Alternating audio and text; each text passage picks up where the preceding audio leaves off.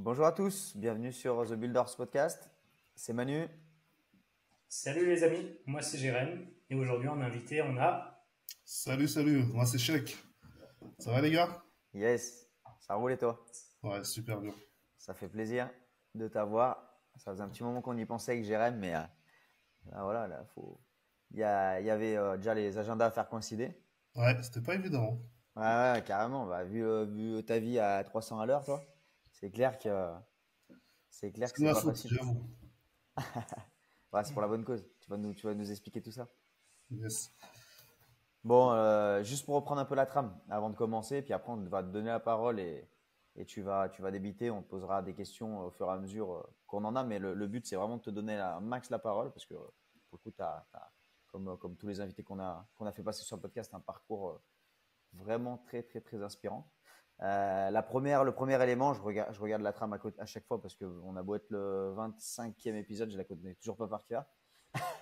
Donc, ouais, une première, déjà, te présenter pour les personnes qui ne te connaîtraient pas. Et puis, on démarre toujours, pardon, de l'enfance. Comme je te le disais en préambule, comprendre dans quel cadre familial tu as grandi. En fait, parce qu'on insiste beaucoup là-dessus avec Jérém, parce qu'on constate que c'est souvent ce qui détermine, enfin, ce qui va faire la personne que tu es aujourd'hui. Le cadre familial, l'enfance, etc., qui va te forger le caractère que tu as aujourd'hui. Donc, voilà, nous expliquer un petit peu ça, ta scolarité, ton premier job, s'il y en a eu. C'est vrai que on se connaît des séminaires MMA, et on se voit une à deux fois par an, voire plus pour Jérém quand vous êtes aux cartes. Mais on ne connaît pas tout. Donc, nous raconter un petit peu, voilà, scolarité, premier job, début dans l'entrepreneuriat. Mhm. On a bien insisté aussi sur la gestion temps pro, temps perso. Pour le coup, toi, tu fais beaucoup de sport. Voilà, avec ta fille, la vie de famille, etc., les amis, savoir un petit peu comment tu gères tout ça. Yes. Tes gains, tes réussites, mais aussi tes échecs. Et puis, on termine par l'oseille, l'oseille, l'oseille, l'oseille. Ce qui intéresse tout le L'accès de monde un vrai. peu. Ouais, il y a que ça de vrai, exactement. Comment t'en fais et comment tu le gères derrière. Tu pourras nous parler, tu nous dis ce que tu veux, bien évidemment, comme on le disait. Mais nous parler de tes placements, tes investissements et surtout tes plaisirs. On en connaît un dont on vient de parler, mais j'imagine qu'il y en a plein d'autres. Ouais. Alors, Allez, vas-y. je m'appelle Shekna Kamara, donc je suis né le 23-03-82. 42 ans les gars, ça commence à vieillir, hein. Tu parles, Ça t'as tu une l'as à la chape, t'as base, une c'est ça chape qui est de, magnifique. Ah, T'as une chape de mec de 35 ans au summum de sa force. Hein. Bah, j'aimerais bien avoir 35 ans, ça serait top. Il y aura tellement de choses que je pourrais continuer à faire et à refaire. Tout le monde m'appelle Sheik. Je suis né en Côte d'Ivoire. D'une famille. Mes parents étaient assez aisés. Et ma mère a toujours voulu que son premier fils grandisse en Europe. Donc elle m'a envoyé chez sa sœur en France, avec qui j'ai eu une enfance assez compliquée. Parce que bah, elle a jamais estimé que j'étais comme son fils, alors que chez nous, l'enfant de ton frère ou de ta sœur, c'est comme ton enfant. Donc culturellement, tu es en droit de demander même la garde de cet enfant et c'est normal. Donc j'ai grandi dans une famille, une fratrie, il y avait qu'une seule fille, qui était super courageuse, mine de rien, ma cousine. On était cinq, avec moi six, et on se considérait vraiment comme des frères et sœurs. J'ai grandi, à l'âge de 17 ans, ma tante m'a renvoyé en Côte d'Ivoire, en essayant de me faire plus ou moins du mal. Je suis resté un an avec mes parents. C'était une des meilleures années de ma vie. J'ai adoré. Je suis rentré et pour vous donner un exemple qui était assez concret, je suis rentré le soir même, elle m'a regardé dans les yeux, elle m'a dit je voulais pas que tu rentres et tu vas voir ce que je vais te faire. Et j'ai vraiment senti qu'elle voulait du mal. Donc Pourquoi ça, t'as réussi à le comprendre je ou... sais pas, je pense que c'était une femme qui avait un manque. Je pourrais pas l'expliquer. Avec du recul, je pense qu'elle était un peu bipolaire. Sauf que ça, en Afrique, c'est quelque chose qui se soigne pas vraiment. Et encore moins à l'époque en Europe. Donc, je Et peux pas T'es te dire. t'es parti à quel âge en France? À quel âge tes parents t'ont envoyé? 3 ans. J'avais 3 ans. Ah, donc de tes 3 ans à tes 17 ans, tu as vécu Ah oui, avec ta tante. ouais. Tu Après, voyais un une petit peu fois tes par an. parents ou Comment? tu voyais un petit peu tes parents ou Oui, une fois par an. Moi, août, une je fois rentrais par en an? Côte d'Ivoire. Je voyais mes Ok. parents et mon père. Donc mon frère, lui, alors, j'ai qu'un seul frère. Nous sommes que deux dans la famille. Et, euh, et mon frère, lui, là, il est né, par contre, en France. Et il a été élevé en Côte d'Ivoire avec mes parents. Ok. Ok. Donc voilà. Au niveau de l'école, j'ai jamais été un bon élève. Parce que mon oncle et ma tante m'ont toujours répété de travailler pour eux. Et vu que je ressentais pas de l'amour, donc j'ai fait en sorte de pas bosser à l'école. Donc c'était pas forcément à moi de me venger. Alors que je me faisais plus de mal à moi-même. Mais bon, quand t'es jeune, ça, tu le sais pas. Tu t'en rends compte un peu plus tard. Donc, par contre, j'ai développé une force de caractère qui m'a permis derrière d'avoir peur de rien du tout. Donc voilà la première partie de mon enfance. Pas très belle à voir, mais aujourd'hui, T'as- Tu disais que tu avais des cousins, cousines chez ouais, ta tante? Enfin, c'est ses enfants du coup? 6 enfants, exactement. Donc un cousin, une cousine? Comment? Un cousin et une cousine, c'est ça? Ah non, non, j'ai 4 cousins et une cousine. Ok. Et après, avec eux, elle était différente Ah, complètement ou... différentes. Ah ouais, Ah rien à voir, oui, ok. ah oui, elles me traitaient complètement différemment. Et moi, c'était dans l'extrême, dans sa façon de m'engueuler, de me frapper, de m'apprendre la vie, on va dire. Hmm, Et eux aussi n'avaient pas la vie facile, mais il y avait quand même une belle différence. Moi, en gros, j'avais pas droit à l'erreur. ok. J'étais Et jamais avec frappé pour rien, mais une bêtise, tu en prenais une, quoi. et pour autant, toi, tu t'entendais bien avec tes Ah cousins-cousines. oui, oui, moi, ça n'avait rien à voir avec eux. Non, on était dans la même galère et tout allait bien. Et c'était à Paris, ça, hein, tu m'as dit. Il me semble. On a grandi Ouais, du côté de Asnières, Aubervilliers et Vitry-sur-Seine. Donc, ok. que des endroits, surtout Aubert, et Aubert, c'était quelque chose. C'était le genre d'endroit où il pouvait t'arriver n'importe quoi. Je me Ça rappelle change d'un d'Anières, jour. non? Comment? Ça change d'Anières, Ah oui, Asnières, j'étais vraiment petit, je me rappelle pas trop. Mais Aubervilliers, c'était vraiment une belle partie de ma vie. Et je me rappelle d'une scène où mon cousin avait ramassé une seringue, il s'était piqué avec, en la prenant. Et nous, ça nous paraissait normal, tu vois. Et une semaine après, on discute dans le salon et on parle, et ma tante, elle nous entend. Là, on la voit en train de pleurer d'un coup, péter un câble et de prendre mon cousin et de l'emmener à l'hôpital. Alors, il s'avère qu'il avait rien. Mais avec le recul, on se dit, on était complètement dingue, quoi. En gros, c'était sur le terrain de foot, il a voulu déplacer la seringue, il l'a prise, il s'est piqué, il l'a jetée, et c'est pas grave, nous, on a joué au foot. On Ah avait ouais, chaud. 12-13 ans. Ah ouais. Donc, voilà, voilà l'endroit où on a grandi. Et au niveau de l'école, tu disais que bon, t'aimais pas ça et t'es allé jusqu'à où? Moi, je suis jusqu'en terminale. J'ai pas passé mon bac. À l'âge où je devais passer mon bac, on m'a mis à la rue, donc je me suis retrouvé à faire un choix, donc en plein milieu de l'année, à faire un choix entre soit continuer à l'école, soit bosser, sachant que j'avais nulle part où dormir. Donc la décision était vite prise, hein, donc j'ai décidé de bosser. Ok. Donc voilà, Ah, vas-y, j'ai la commencé transition mon est premier toute. boulot livreur de pizza. Ouais, je souris parce que je Ça, connais, je connais l'histoire. Donc, Ouais, quand tu te dis ça et qu'on va arriver à la fin du podcast, les gens vont halluciner pour ceux qui ne te connaissent pas. Mais ouais. vas-y, Jérém, tu avais une question, je t'ai coupé. non, non, du coup, livreur de pizza, t'as attaqué, c'était quoi, 17-18 ans, ouais? Oui, 17-18 C'était. ans, j'avais commencé une petite partie sans que mon oncle et ma tante étaient au courant. Et quand ils m'ont dit ils m'ont dit de plus revenir, de me débrouiller. Donc je me suis Et ça, retrouvé à la rue. Et, ça, il justifie comment par rapport à tes parents? Parce que, enfin, à un moment, faut bien. euh, c'est vrai que c'est une question que j'ai jamais posée à ma mère. Ma mère, elle m'a toujours dit, prends les choses comme elles t'arrivent et tu t'en sers pour réussir dans la vie. Elle a jamais voulu s'embrouiller avec ma tante.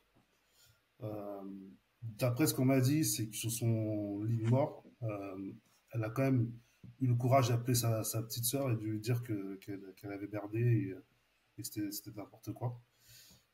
C'est ce que mon frère m'a raconté. Mais c'est vrai qu'elle a toujours eu cette grandeur de dire qu'il faut que toujours que tu acceptes que c'est toujours ta faute. Parce que c'est toi l'enfant, c'est à toi de faire le dos rond et d'accepter les choses. Donc, euh, donc voilà, moi c'est ce que j'ai fait et je regrette pas, hein, franchement, elle a eu raison. Et ton oncle, il était dans le même état d'esprit que ta tante? Ou tu parles beaucoup de ta tante, Mon mais oncle, pas beaucoup de ton oncle? c'était un peu la victime de la maison. Et il faisait l'homme de la famille, mais quand ma tante pétait un câble, il se taisait, quoi. Ok. Oui, en vérité, il était là, pas là, c'était pareil. Quand elle m'a annoncé qu'il fallait pas que je rentre le lendemain, il a rien dit. Ok. Et elle faisait quoi comme métier, ta tante? Femme de ménage, aujourd'hui, de ce que je sais, elle travaille en hôpital, il me semble. Je pourrais demander à ma cousine. Mais Et ouais, ouais, t'as plus du tout de contact avec elle, j'imagine. ah, plus du tout. Plus du tout. Pour moi, c'est des personnes qui n'existent plus. Même si aujourd'hui, elles veulent absolument me reparler. Bien sûr, dès que tu apprends qu'un de tes enfants, parce que maintenant, aujourd'hui, je suis leur enfant, dès que tu apprends qu'un de tes enfants a réussi, bah, automatiquement, tu veux tu veux t'agripper. Et derrière, bien sûr, tu peux lui demander des choses. Sauf que ça ne marche pas comme ça dans mon monde à moi. Donc voilà. Normal. Et j'allais te poser justement la même question. Tu disais, enfin, et en plus, on va voir que tu as un parcours entrepreneurial de malade. Tes parents, ils étaient entrepreneurs, ils étaient employés, ils faisaient quoi? Oui, ma mère, surtout ma mère, était commerçante. Elle a acheté des produits en Chine, dans d'autres pays, et elle ramenait des cargos en Côte d'Ivoire et elle revendait. Donc moi, quand je venais en vacances, je la suivais un peu partout, elle vérifiait sa marchandise, et je me rendais pas compte, hein. Moi, ça me faisait plus chier qu'autre chose.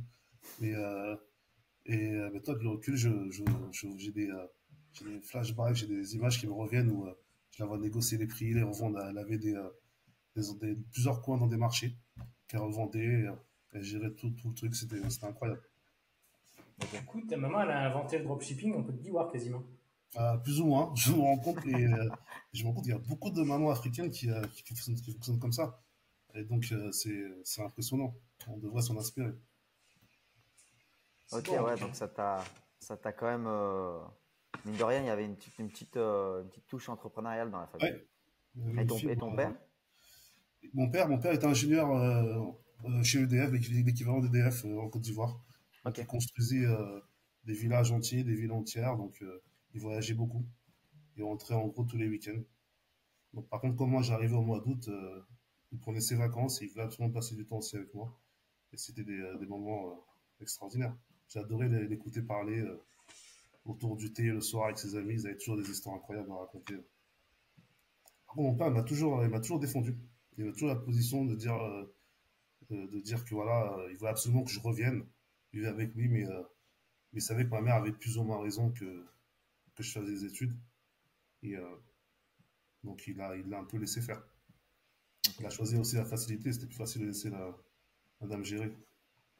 Et du coup, quand ils ont vu qu'avec ta tante ça se passait pas bien et que ta tante t'a mis à la porte et qu'au final t'as pas fini les études que eux espéraient, ils l'ont pris comment? Euh, J'en ai parlé beaucoup plus tard avec ma mère. Elle a été déçue, mais elle a vu que je m'en sortais, donc elle était contente. Mais moi, au moment où j'ai été mis à la rue, j'ai tout mis sur. Pour moi, c'était sa faute aussi à elle. Parce qu'elle n'a jamais voulu m'écouter, que ça allait pas. Donc, il était hors de question que je lui reparle. Donc, pendant plusieurs années, on ne s'est pas parlé. Elle a cherché à me joindre. J'ai changé de numéro. Impossible de me retrouver. Et je ne sais pas ce qui s'est passé un jour. Un coup de chance. Eux, ils disent que c'est le destin. Euh, Ma mère avait beaucoup prié, parce qu'elle était d'origine, elle était musulmane. Elle avait beaucoup prié, et le lendemain, je prends le métro pour aller bosser. Je fais livreur de pizza.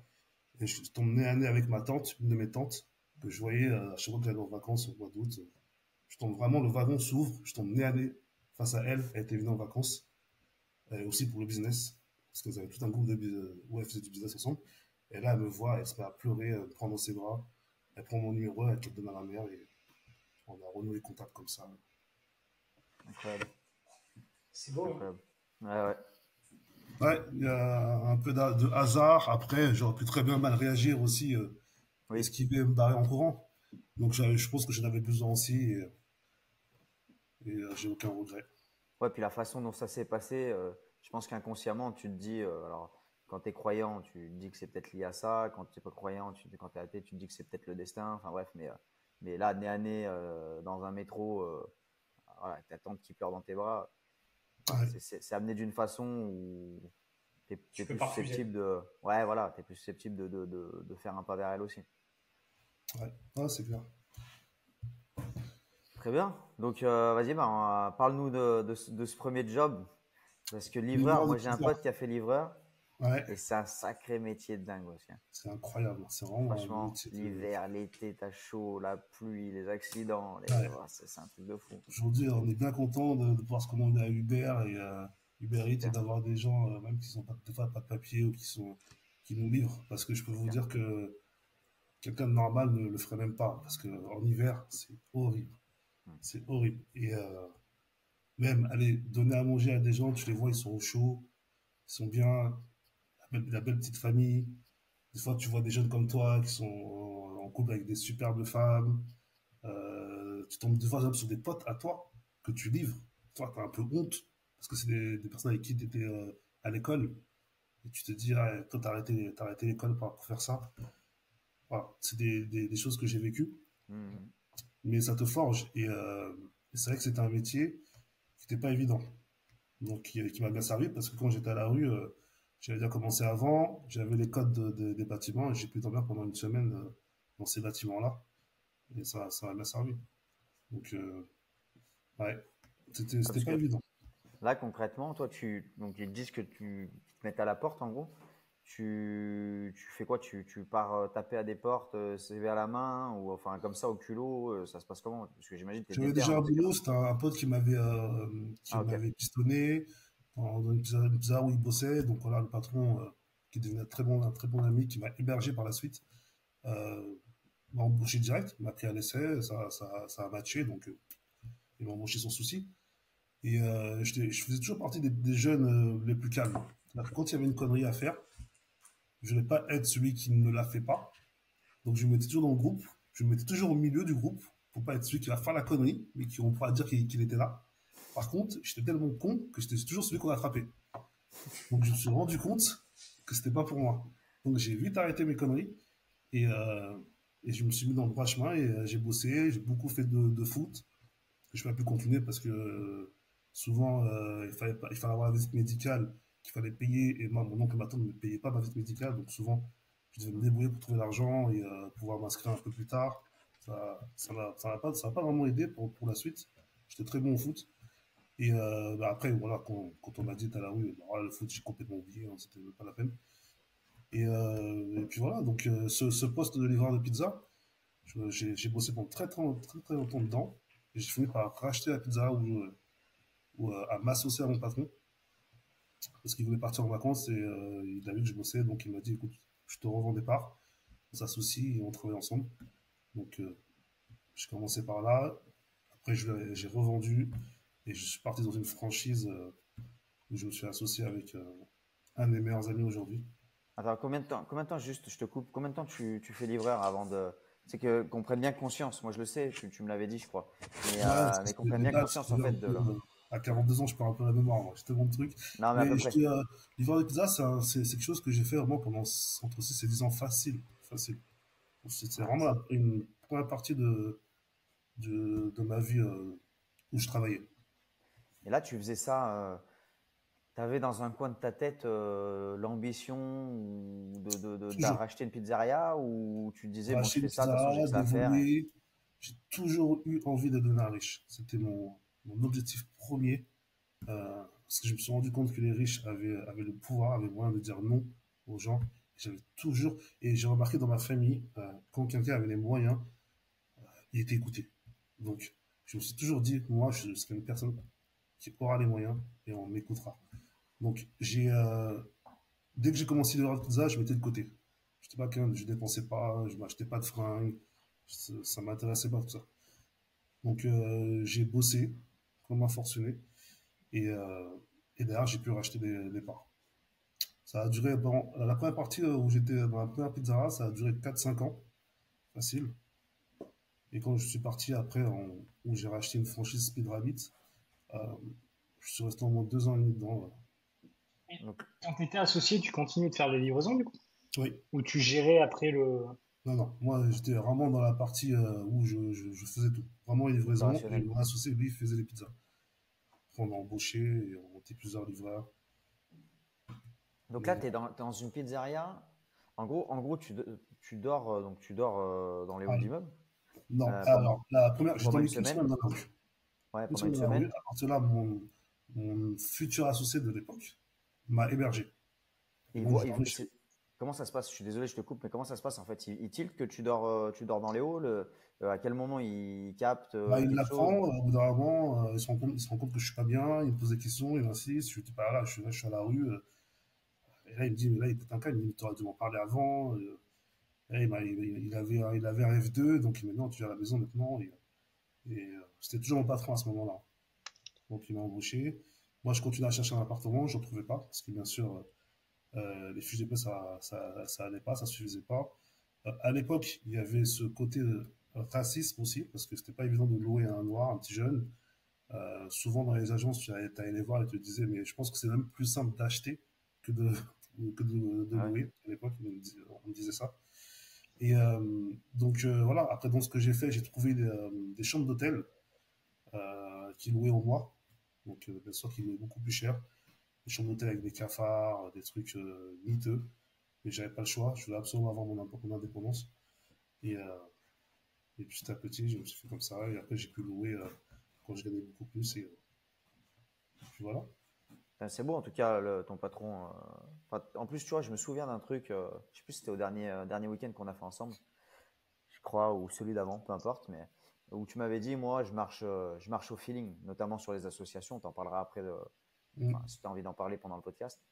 Mais là, pour le coup, ouais, au feeling et aux rencontres, tu m'avais dit, et pour le coup, là, c'est vrai que c'est une sacrée rencontre parce que ça se trouve, en restant, en vivant dans la rue sans arriver à trouver de logement, la suite ne serait peut-être pas allée aussi vite. Je pense qu'elle aurait été aussi belle parce que tu es tellement en acharné de travail que tu serais arrivé à tes fins, mais peut-être pas aussi rapidement que. Alors, même si rapidement, c'est un bien grand mot, parce que quand tu bosses entre 6 et 10 ans en tant que livreur, c'est euh, c'est une grosse période de vie quand même. Ouais, Mais bon, je pense que ça t'a forcément donné un petit coup de pouce. Et puis peut-être de voir quelqu'un qui croit en toi, qui te tend la main et tout. Enfin, je sais pas comment tu as c'est ça. ressenti ça, mais Ça m'a beaucoup aidé. Ouais. Il m'a beaucoup aidé, je lui dois beaucoup. C'est un Tunisien, aujourd'hui il vit en Tunisie, il a ouvert un business là-bas, il est entre les deux. Il a toujours la pizzeria, elle existe toujours, ah ouais. c'est incroyable. Elle tourne toujours aussi bien et de temps en temps, une fois par an, je vais les voir. Je vais voir ses équipes et lui, on s'appelle de temps en temps. Ah, c'est cool. Magnifique. Donc ouais, là, si je reprends, donc tu rachètes au départ, il te propose de racheter au départ, Ouais. et après tu rachètes une franchise tout seul ou avec lui? Alors, je rentre dans une franchise Alors, ce qui s'est passé, c'est que j'ai postulé à un poste de manager à Speed Rabbit. Et donc, je tombe sur un jeune de notre âge avec qui ça match super bien aussi. Donc, je travaille pendant 3 mois et au bout d'un moment, je lui propose de racheter des parts aussi. Et on s'est associés comme ça. Et aujourd'hui, bah, on est en train de voir ensemble. On a quasiment le même parcours de vie et on est en train de voir pour monter une boîte d'ambulance parce que, spoiler alerte, j'ai plusieurs boîtes d'ambulance. Et on est en train de voir pour monter une boîte d'ambulance à La Réunion, parce qu'il vit à La Réunion. Donc, euh, donc voilà, Sympa. c'est un très bon ami à moi. Et à l'époque, pareil, on avait besoin de l'un de l'autre, en fin de compte, parce que lui, il cherchait quelqu'un de confiance. Moi, je voulais continuer à évoluer. Je savais que entreprendre, c'était la solution à tous mes problèmes. Et donc voilà, on s'est entraîné comme ça. C'est quoi justement qui te faisait penser à ça? Parce que sur l'entrepreneuriat à l'époque, il y avait beaucoup moins de contenu. Enfin, tu vois, on te bourrait moins le crâne et tout. C'est quoi, il y a des gens qui t'avaient inspiré, t'avais croisé enfin, qu'est-ce qui t'a fait te Mmh. dire, ouais, faut que je passe par l'entrepreneuriat pour réussir? Ah, c'est tout bête. Quelles sont les personnes les plus riches? Les entrepreneurs Patient. ou les personnes qui ont fait les longues études? Moi, les études, c'était mort. Donc, au bout d'un moment, j'avais pas vraiment le choix. Mhm. Donc, voilà, c'était aussi con que ça. J'avais un seul but, devenir riche. Comment? Je savais pas, mais je savais que je voulais devenir riche. Donc, je me suis dit, qui font de l'argent? Les personnes qui détiennent des business, qui détiennent de l'immobilier, qui détiennent plein de choses comme ça. Donc, le truc le plus simple pour moi à avoir à ce moment-là, C'était le business parce que je pouvais travailler dedans, me donner à fond. Et il n'y avait rien d'autre qui comptait. C'est ce que j'ai fait. Ok. Donc là, tu es associé avec. Tu gardes l'association avec l'autre pizzeria aussi? Du coup, tu es Après la associé sur pizza, les deux non, j'ai pizzerias? revendu. Je T'as revendu? revends. Je revends au même prix que j'ai acheté. C'était pas, j'ai beaucoup appris, c'était pas pour gagner de l'argent. Il m'a rendu service, je l'ai rendu à ma façon. Voilà. Donc là, je m'associe dans une franchise et là, on travaille ensemble pendant 2 ans et demi. Et par contre, là, derrière, on revend. Là, on revend très bien à quelqu'un. Et derrière, cette personne-là, elle travaillait chez IBM, elle était cadre chez IBM, donc informaticien. Il connaissait rien du tout à la restauration. Il me propose de rester pendant 1 an avec lui. En contrepartie, il me paye. Donc dans le contrat, c'est ce que je mets. Euh, il me paye beaucoup plus qu'un manager classique. Donc moi, je le forme pendant 1 an. Je continue à faire tourner sa boîte. Et, euh, et après, au bout d'1 an, j'ai arrêté. Il a continué, mais derrière, ça s'est mal passé pour lui apparemment. Donc il a fermé. Ok. Et quand tu dis. Enfin, là ta mission, entre guillemets, enfin, ton taf, c'était quoi? Tu livrais plus là? Si? Non, Tu je l'ai continues à plus. livrer? J'étais vraiment Non. manager. Ok. Je recrutais les équipes. Je gérais les plannings. Je m'occupais de la gestion du stock. Toutes ces parties-là, je négociais les prix. J'étais en contact direct avec la franchise. Donc, Ça, tu as appris sur le c'était tard, du coup? Ou sur ton le tarif, associé, il était complètement. calé? Ah oui, il y avait des formations en interne, donc c'était pas compliqué. Mais j'ai vraiment appris, oui, j'ai vraiment appris sur le tas. Ah, c'est beau. Et sans peut-être donner de montant, si tu n'as pas envie d'en donner, mais quand tu dis on a bien revendu, c'est quoi? Tu as fait un fois 2 fois 3 fois On a 10 fait on a fait un x4 facile. Un x4 facile. Après, c'était pas des gros montants à l'époque, hein. Ouais. Bon, pour l'époque, c'était des gros montants, mais aujourd'hui, c'était pas des gros montants. Dans combien de temps ça? En 2 ans et demi, 3 ans. C'est beau. Et lui-même avait racheté la part à son ancien patron qui est décédé et qui avait promis de lui revendre les parts, sauf qu'il est décédé du palu. Et il l'avait dit à sa femme que moi, je veux bien revendre à ce mec-là parce qu'il a toujours été correct avec moi et sa femme a respecté les vœux de son mari. Donc, Ok. bah, il avait racheté, il lui manquait un peu de sous, il avait besoin de quelqu'un de confiance avec qui bosser. Donc, je suis tombé au bon moment. Quel âge t'avais là, à ce moment-là, à peu près? Quand tu as revendu ou Je quand tu as acheté, peu importe. entre 27 et 30 ans. Putain, Ouais. c'est beau. Je trouve ça assez tard, hein, avec le recul, quand tu vois les jeunes d'aujourd'hui qui font des millions à 18-19 ans. Après, c'est pas plus mal, parce que la gestion de l'argent, là, moi, j'ai pas d'éducation financière, donc derrière, Hmm. j'ai eu le temps d'apprendre. Et comme Je j'étais pense, à la chaîne du travail, je pense que même avec de l'éducation financière à 18-19 ans, tu peux vite vriller quand je pense aussi, ouais, gagner autant aussitôt, c'est pas sûr que ce soit une bonne chose. même. Puis ils gagnent, enfin, c'est pas sur les mêmes métiers qu'ils gagnent autant, hein. Ouais, c'est clair. Que t'en verras rarement à 20 ans à ouvrir une pizzeria et gagner des millions, ou gagner de l'argent comme toi tu l'as fait, hein. Ouais, c'est vrai. Voilà, on est rarement sur des business physiques. C'est vrai que. Mm. Ouais, c'est vrai que ma particularité, c'est que j'ai que des business physiques. Ouais. Et en 2024, alors je dis pas que c'est rare parce qu'il y en a des millions de business physiques, mais c'est vrai qu'on entend sur les podcasts, les réseaux, etc., on entend beaucoup de personnes qui ont réussi, mais qui ont réussi sur des business plutôt liés à l'informatique, Internet, quoi, web. C'est clair. Exactement. Et du coup, donc tu revends tes parts là, tu es manager pendant 1 an, et après il se passe quoi? J'en ai marre de bosser. J'ai besoin de vacances. J'ai besoin de changer d'air. J'ai besoin de retrouver un peu ma mère, de retrouver mes racines. Donc, je décide de voyager pendant 1 an. Pendant 1 an, je fais une partie, je voyage beaucoup. Je vais aussi au Côte d'Ivoire où j'ai ma mère. On a une grosse discussion. On met les choses à plat. Voilà, je décide réellement que je ne laisserai plus personne décider pour moi de ma vie, même ma mère.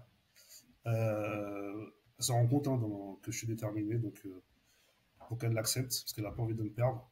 Et au bout d'1 an, je rentre. Je rentre et je sais pas quoi faire. Donc j'ai un peu d'argent, j'ai de la volonté, je me suis ressourcé. Donc je tombe sur un pote qui est ambulancier, qui me dit bah, viens essayer, ça va peut-être te plaire. Donc j'essaye, je fais un petit stage de 2 semaines, j'accroche direct. C'est complètement ce que je cherche. J'ai pas les montants, je sais pas ce que ça gagne réellement. Le salaire est intéressant pour ce que c'est. Moi qui sors de la restauration où tu travailles comme un malade, tu as une coupure au milieu qui casse tout, tu reprends, tu finis tard.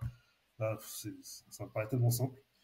Je passe mon diplôme pendant 6 mois, le diplôme de DEA, qui me permet derrière d'avoir. Il m'avait donné un très bon concept parce que tu as 2 diplômes dans les ambulances. Tu as l'auxiliaire ambulancier que tu passes en 2 semaines et le DEA que tu passes en 6 mois. Et le problème, c'est que la plupart des gens veulent aller vite, ils ne passent pas la tête, ils passent tous le diplôme de 2 semaines. Sauf que tu t'arrives au moment de te faire embaucher, tu ne trouves pas de boulot. Parce qu'il y en a beaucoup, des auxiliaires. Donc il me dit, fais-moi confiance, passe ton diplôme de 6 mois, prends le temps, et tu verras. Je le passe. Et bien sûr, derrière, avant même de finir l'école, les boîtes d'ambulance viennent te chercher. Donc tu peux négocier ton contrat. Donc moi, je trouve une boîte d'ambulance près de chez moi. Je, je bosse. Mon patron, c'est un genre de patron où limite ils s'en fout des employés. Impossible de négocier. Et je décide, la personne qui m'a formé, euh, il est là, ça fait des années, il fait que se plaindre. Je comprends pas. Je lui dis, mais t'es débat comme moi, change, viens, on change de boîte. Il dit, non, non, non, je vais rester, non, ça va. Moi, je change, et automatiquement, au fur et à mesure, je monte les échelons, parce que derrière, je suis motivé, je montre que j'en veux, j'apprends, je répare les conneries des autres, je suis toujours là. Et je deviens au bout d'un moment à gérer, être régulateur, à gérer une petite boîte d'ambulance. J'arrête pas d'appeler mon pote qui m'a formé en disant bah vas-y viens rejoins-moi, il change pas. Il a eu ce côté-là où que tous les patrons adorent, c'est d'avoir un employé qui même s'il se plaint il ne bougera pas, tu vois. Et ça c'est dommage, les gens se rendent pas compte du talent qu'ils ont et ils restent dans leur merde quoi on va dire. Donc moi je change plusieurs fois de boîte et je tombe sur un autre collègue qui arrête pas de me parler. Et là, avec le recul, je me rends compte du côté réseau que lui, il avait déjà. Parce que c'est quelqu'un qui, tout le temps, il parle à tout le monde. Il sème des petites graines, il parle à tout le monde, il est toujours agréable, il rend service à tout le monde. Et à un moment, il me demande, je travaille dans une boîte que je vais racheter un jour. Mais ici, on est au chiffre. Donc, ça ne veut pas que tu cherches ta clientèle, tu cherches tes services, tu cherches tes contrats. Et tu prends tes 30% sur ton camion. Viens travailler avec moi, on gère le camion à deux. Donc pareil, j'en parle aussi à la personne qui m'a formé. Je lui dis, ben là, on parle vraiment de gros salaires. Tu vois. On parle nous, actuellement, on touche entre 2500 et 3000 euros. On fait un x3, quoi, quasiment, dans mes calculs. Alors, normalement, je me dis, ça me paraît bizarre. Peut-être que je me trompe, peut-être que il y a un truc que j'ai pas compris. Donc, je fais l'entretien avec mon patron, mon nouveau patron, qui m'explique les choses, qui me dit, oui, c'est vrai, voilà comment je fonctionne. Donc, je signe chez lui. D'ailleurs, après, je dois trouver du personnel. Je galère à en trouver. Tous les personnes avec qui j'ai tourné ont tous peur derrière. Parce que si tu ramènes pas de boulot, bah, tu gagnes pas d'argent. J'ai beau leur expliquer que il n'y a pas une journée, on n'a pas fait un transport en tant qu'employé. Pourquoi tu veux que ça arrive quand derrière on gère notre propre camion? On n'est pas plus con que les autres. Les mecs comprenaient pas, ils ne voulaient pas venir. Donc, je sais pas, un matin, je me lève, j'ai un déclic, je me dis, bah, tu sais quoi, vu qu'ils ne veulent pas venir pour gérer un camion, qu'ils viennent en tant qu'employé, donc je débauche quelqu'un que je paye, moi sur les 30%, et moi je reprends tout le reste. Donc je me suis retrouvé à gérer un camion, à avoir 30%, bon, c'est quand on enlève les salaires, j'ai à peu près 20%, à faire un x3 sur mon salaire. Et la personne qui m'a fait venir dans cette boîte-là, elle avait pour objectif de racheter la boîte. Sauf que elle savait pas gérer.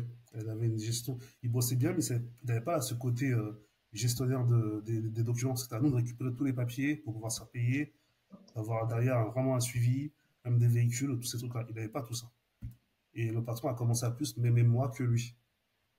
Donc le patron il en avait marre du métier. Il a hérité de son père. Et ils avaient eu les agréments à l'époque gratuits. À cette époque-là, c'était en 2017. C'est des agréments, comme ça se vendait 300 000 euros. Donc, le patron me propose de racheter la boîte. Moi, Attends, juste, quand tu rentres dans cette boîte, c'est sous quel statut? C'est en tant que salarié? salarié. Salarié. Salarié, et comment tu justifies le fait que tu embauches des gens en dessous de toi? Ah, les gens que je ramène sont embauchés par mon patron, officiellement. Ok. Le patron me dit clairement, s'il y a un truc qui va pas, de toute façon, il est couvert, il fait les choses bien, contrat, on est payé en prime, tout ce qui est en plus. Lui, il parle pas avec les employés que je ramène. Si demain, ça se passe mal, il les vire. Il les vire, il trouvera une excuse pour les virer. Mais en gros, il me dit clairement, si ça se passe mal, c'est à toi que je me réfère. Donc, à Hmm. toi de gérer tes gars. Donc, bien sûr, automatiquement, il t'amène ça de façon à te responsabiliser, à te dire fais attention à qui t'embauches, mine de rien, parce que si la personne veut vraiment te faire chier, elle peut te faire chier, hein, et elle peut me faire chier à lui aussi. Et donc voilà, moi je choisis des personnes assez maniables, des personnes qui psychologiquement sont aussi compréhensibles, c'est-à-dire qui t'écoutent quand tu parles. Pas des fortes têtes, sinon ça se passe pas, surtout quand tu es à deux dans un camion pendant 10, 12, 13 heures dans la journée, c'est énorme, tu vois. Tu peux pas être avec quelqu'un qui te fait chier toutes les 2 secondes. Donc, Et je là, tombe sur une nana. Comment? tu recrutes comment, hein? Bah, Enfin, c'est quoi? bouche à T'as des oreille. tips ou comment tu fais? Parce À que. l'époque, c'était bouche à oreille, tout simplement. Des gens avec qui tu discutes, tu sens que ça va bien dans leur boîte. Tu te dis, bah écoute, moi, tu te touches 1005, je suis en 1006, tu vas bosser avec moi, je peux t'embaucher dès demain. C'était comme ça, tout simplement. Ok. Donc, pour les Et du coup, semaines, c'est des gens qui tournent dans ton camion avec toi, mais ils prennent pas ton camion pour y aller tout seul. non. Si, à un moment, je suis même arrivé à faire ça. Au début, moi, je tournais tous les jours. Donc, par contre, eux n'avaient pas le courage ni la force de tourner tous les jours. Donc, moi, je prenais quelqu'un qui va tourner 3 jours et après, qui va finir la semaine avec moi. Une autre personne qui finit la semaine avec moi. Donc, Et moi, quel est l'intérêt d'être deux dans le camion, du coup? Tu alors, gagnes c'est une plus? obligation, les gars, c'est une obligation. Dans une Ok. zone, enfin, dans une ambulance, tu dois être deux. Tu dois avoir un diplômé d'état d'ambulance, un DEA, et un auxiliaire ou deux diplômés d'état. Donc voilà. Donc c'est une obligation. Après, dans les VSL, les petits véhicules, bah, là, tu peux avoir c'est un seul employé qui tourne à l'intérieur. Ok. Parce que s'il y a une urgence, vous devez être deux à gérer l'urgence. Donc c'est pour ça. Et puis là, Ok. Donc du coup, c'est... tu avais une liberté un peu équivalente à de l'entrepreneuriat, en fait, parce que Ah tu oui, disais, complètement. je laisserai plus jamais personne décider à ma place. Donc, tu peux te dire, le salariat, bah, ça peut aller un peu à l'encontre de ce que tu t'étais dit. Et au final, là, tu es tombé sur le bon. Enfin, tu es tombé. C'était comme si c'était une coïncidence, mais je pense que tu l'as T'as plutôt réussi à bien. provoquer de la chance. Voilà. Oui, ça fait un peu beaucoup pour dire des coïncidences. Ouais, ouais, Normalement, c'est clair, c'est clair. Ouais. ah, le travail sert à avoir l'occasion d'avoir cette chance-là. Plus C'est tu vrai. bosses, plus tu auras de la chance. Et après, même dans ça, il faut la saisir, la chance. J'ai un exemple type, c'est que voilà, mon patron me dit que euh, il en a marre, il veut vendre. Il veut vendre, il a 3 ambulances, 3 VSA, il y en a pour 1 million. Euh, mon collègue qui m'avait emmené dans cette boîte-là, lui, il était parti entre-temps. Il a fait des mauvais choix de vie. Et voilà, donc il était parti. Moi, je me retrouvais mon patron me propose de racheter. Euh, je voyage beaucoup, je suis quelqu'un qui voyage beaucoup. Euh, j'ai, je suis persuadé qu'il faut parier sur l'être humain, il faut avoir des amis de confiance. Et ces amis de confiance ne sont pas automatiquement des amis avec qui tu as grandi. Ça peut être des amis que tu rencontres à n'importe quel moment de ta vie. Et limite même, tu choisis mieux, plus tu es vieux, mieux tu choisis tes amis. Donc voilà, faut être ouvert. Et moi, je rencontre du monde, je pars en vacances avec ces personnes-là, avec des amis aussi d'enfance. Je leur dis, voilà les gars, j'ai une proposition. Mon patron me propose de racheter une boîte qui tourne super bien, parce que c'est moi qui l'ai fait tourner. J'étais amené entre-temps à gérer toute la boîte. Donc voilà, en chiffre d'affaires, on fait tant, il en veut 1 million. Si, voilà, là, on est 6, 7, si on se met tout, on va à la banque et on achète. Ils ont tous dit non. Ils ont tous dit, tous sorti des conneries à 2 balles. Entre l'un qui dit j'ai le 1% patronal, j'ai le 13e mois, j'ai des trucs qui veulent rien dire, parce qu'on parlait de gros chiffres. Et j'en ai un que j'ai rencontré, ben, on joue au foot depuis 2 ans, 3 ans ensemble, qui est Julien, qui est mon associé de toujours aujourd'hui, qui me dit écoute, pourquoi pas. Il était très bon à Londres, donc rien à voir avec le métier d'ambulancier. Il travaillait, c'était un junior, il venait juste d'être embauché, il a fini ses études. Il gagnait bien sa vie, hein, il était entre 6, 7, 10 000 euros par mois. Il bossait bien, mais bon, Londres, ça le plaisait pas, il n'y avait pas de soleil. Et toute sa journée, il était dans un bureau, tous ses amis étaient en France. On voyait tous les week-ends, il rentrait. Voilà, ça faisait chier. Il me dit, écoute, envoie-moi tout ce que tu as comme document, je vais étudier le truc. Il regarde, une semaine après, il me dit, vas-y, go, on y va. On rachète, on ne pourra pas racheter à 1 million, mais on prend juste une ampli, un VSL, et on voit ce que ça donne. On achète, on décide d'acheter, on utilise tous les leviers bancaires qu'on peut trouver. On a beaucoup d'aide avec le département qui nous ont prêté 50 000 euros à taux zéro. On a emprunté de partout. Moi, pendant 3 mois, j'ai travaillé jour et nuit pour avoir plus d'apport. Lui, il en avait aussi beaucoup. Donc, on a pu racheter comme ça. Donc là, on se Vous arrivez retrouve à racheter toute la boîte d'un coup, du coup? juste une embûche, un VSL, 300 000. 300 000. Les autres 600 000, les deux autres agréments, mon patron les a vendus. Et pour te dire, là où je dois beaucoup à mon patron, c'est que il vendait 300 000 et je me rappellerai toujours, quelques années après, je croise donc un patron d'ambulance, il me dit, il y a un truc que je t'ai jamais dit, c'est que ton patron, j'étais parti le voir, je lui avais proposé 400 000, il m'avait dit non. J'ai promis à un employé, j'ai promis à quelqu'un, il m'a pas dit mon nom, et c'est à lui que je vends. Il a toujours été loyal avec moi, et c'est à lui que je vends. Et ça, Incroyable. c'était incroyable. Ouais. Ça se provoque aussi, je pense, hein. Ah oui, ça, c'est clair. Ouais. Donc on se retrouve à acheter la boîte, à faire tourner de feu de Dieu, on travaille tous les jours, non-stop. Et derrière, vraiment, on a beaucoup d'argent, donc on se dit, allez, qu'est-ce qu'on fait? On Donc, s'agrandit. donc là, quand tu dis on travaille tous les jours, c'est-à-dire que toi, tu es au volant tous les jours, et lui, Ouais. il est à côté, il a arrêté son métier de trader et il t'accompagne. Il arrête complètement. Il emménage en France. En venant, il achète un appartement. Euh, on se met à bosser. Tous les jours, non-stop. Bon, on ne bossait pas de nuit, on bossait qu'en journée. Bon, on faisait 6h, 22h tous les jours. Et En journée. La détermination en une phrase. Non, mais on bossait pas beaucoup, on faisait Ouais. 6h, 22h. Les nuits, on bossait pas, par contre. je me rappelle que juste avant, moi, On je faisais bossait du pas. 24 heures sur 24 pendant 5 jours, 5 jours de la semaine. 5-6 jours de la semaine. Donc, comme Et je les autres bosse, fils de pute qui nous parlent de la semaine de 4 jours quand t'écoutes ça, sérieux. Enfin, ça fait donc, plaisir. Ouais, finesse. donc, on a bien bossé. Et derrière, on ouvre une deuxième boîte. On continue à s'agrandir. Et Quel âge t'as là quand tu rachètes l'ambulance à peu près, qu'on situe chronologiquement parlant?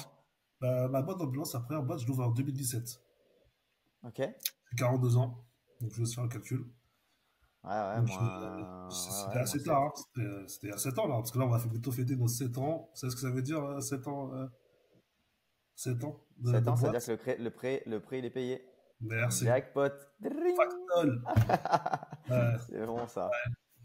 donc là, on a la première boîte, ça a fini d'être payé là en 2025 et la deuxième en 2026. Et C'est beau, hein. Fabuleux. ouais. Donc là, c'est ça. Et là, tu disais donc 6h, 22h, 7-7 quasiment. Ouais. Ça représente quoi en chiffre d'affaires? C'était une fourchette à peu près par mois? Ça, c'est sur la première boîte, on faisait facile 200 000 sans souci. Sans souci. Ça veut dire que là, on avait un seul employé à payer. Les camions, bah, après, c'est des leasing, quasiment pas de frais, les crédits. Donc c'était vraiment belle. Je pense que Et- c'est à ce moment-là qu'on a fait vraiment le plus d'argent. C'est Après, beau. c'est différent. Parce qu'après, tu t'agrandis, tu as des employés, tu continues à bien gagner ta vie, mais tu as plus de charges, mais t'en fais beaucoup moins. Donc, ouais. Ouais, peut-être La taper gestion. dedans quand il fallait et que tu avais un max de temps et d'envie, je pense, et Ouais, d'énergie à allouer à ça. ouais, Là c'est clair. maintenant, tu gagnes moins, mais tu as plus de temps pour toi. Ouais, ouais, gagner moins, je suis même pas sûr en vérité. Non, je gagne même pas moins. C'est juste qu'on gagne différemment Ouais, ok. parce qu'on est, Non, on gagne. après, par, par contre, ce qui est sûr, c'est qu'il fallait mettre le coup de collier à un moment, et ça, vous l'avez Ouais, mis pour décoller, quoi. ouais, c'est ça. Parce que derrière, on a signé des contrats, on s'est fait un nom. Alors, c'est vrai que moi, je l'avais déjà fait en amont, parce que j'ai géré la boîte et c'est moi qui cherchais les clients. Donc, en vérité, les clients, j'ai tous récupérés. C'était vraiment un avantage. Donc, donc voilà. On a continué à s'agrandir. Euh, et au bout d'un moment, mon associé me dit, bah, écoute, on a bien bossé. Moi, je m'occupe de l'ambulance, c'est terminé. Donc là, je le regarde, je lui dis, bah, comment ça? Il me dit, bah, écoute, moi, je suis pas ambulancier, bon, moi, je suis gérant de société, donc j'ai hâte de monter, et toi, tu fais ce que tu veux. Et moi, je m'occupe de la paperasse, je m'occupe du recrutement, et je m'occupe de l'ambulance. Je dis, ok. Donc, on a trouvé un système qui me paraît pas mal. J'ai beaucoup de collègues dans d'autres domaines qui sont associés, mais qui s'embrouillent beaucoup parce qu'ils disent souvent que l'autre associé en fait moins. Il y a toujours un problème de gestion de l'argent. Nous, on a trouvé un système assez, je trouve, vraiment bien. C'est qu'on se dit, voilà, c'est la personne, on est tous les deux à pas bosser dans la boîte, juste à gérer la boîte, chacun a ses tâches. Par contre, la personne qui veut bosser dans la boîte, elle prend le salaire de l'employé qu'elle remplace. Donc, on ne peut pas se plaindre qu'il y en a un qui en fait plus que l'autre. Parce qu'on a défini des tâches bien précises dès le début, dès qu'on a arrêté de tourner dedans. Et à partir de là, après, si moi j'ai envie de continuer à tourner, je peux. C'est ce que j'ai fait, je continue à tourner. Donc je prenais un salaire. Soit je pouvais le retirer en salaire, soit je le gardais, soit je pouvais le retirer en dividende, soit je le gardais dans la boîte. Mais on savait que c'était ma part.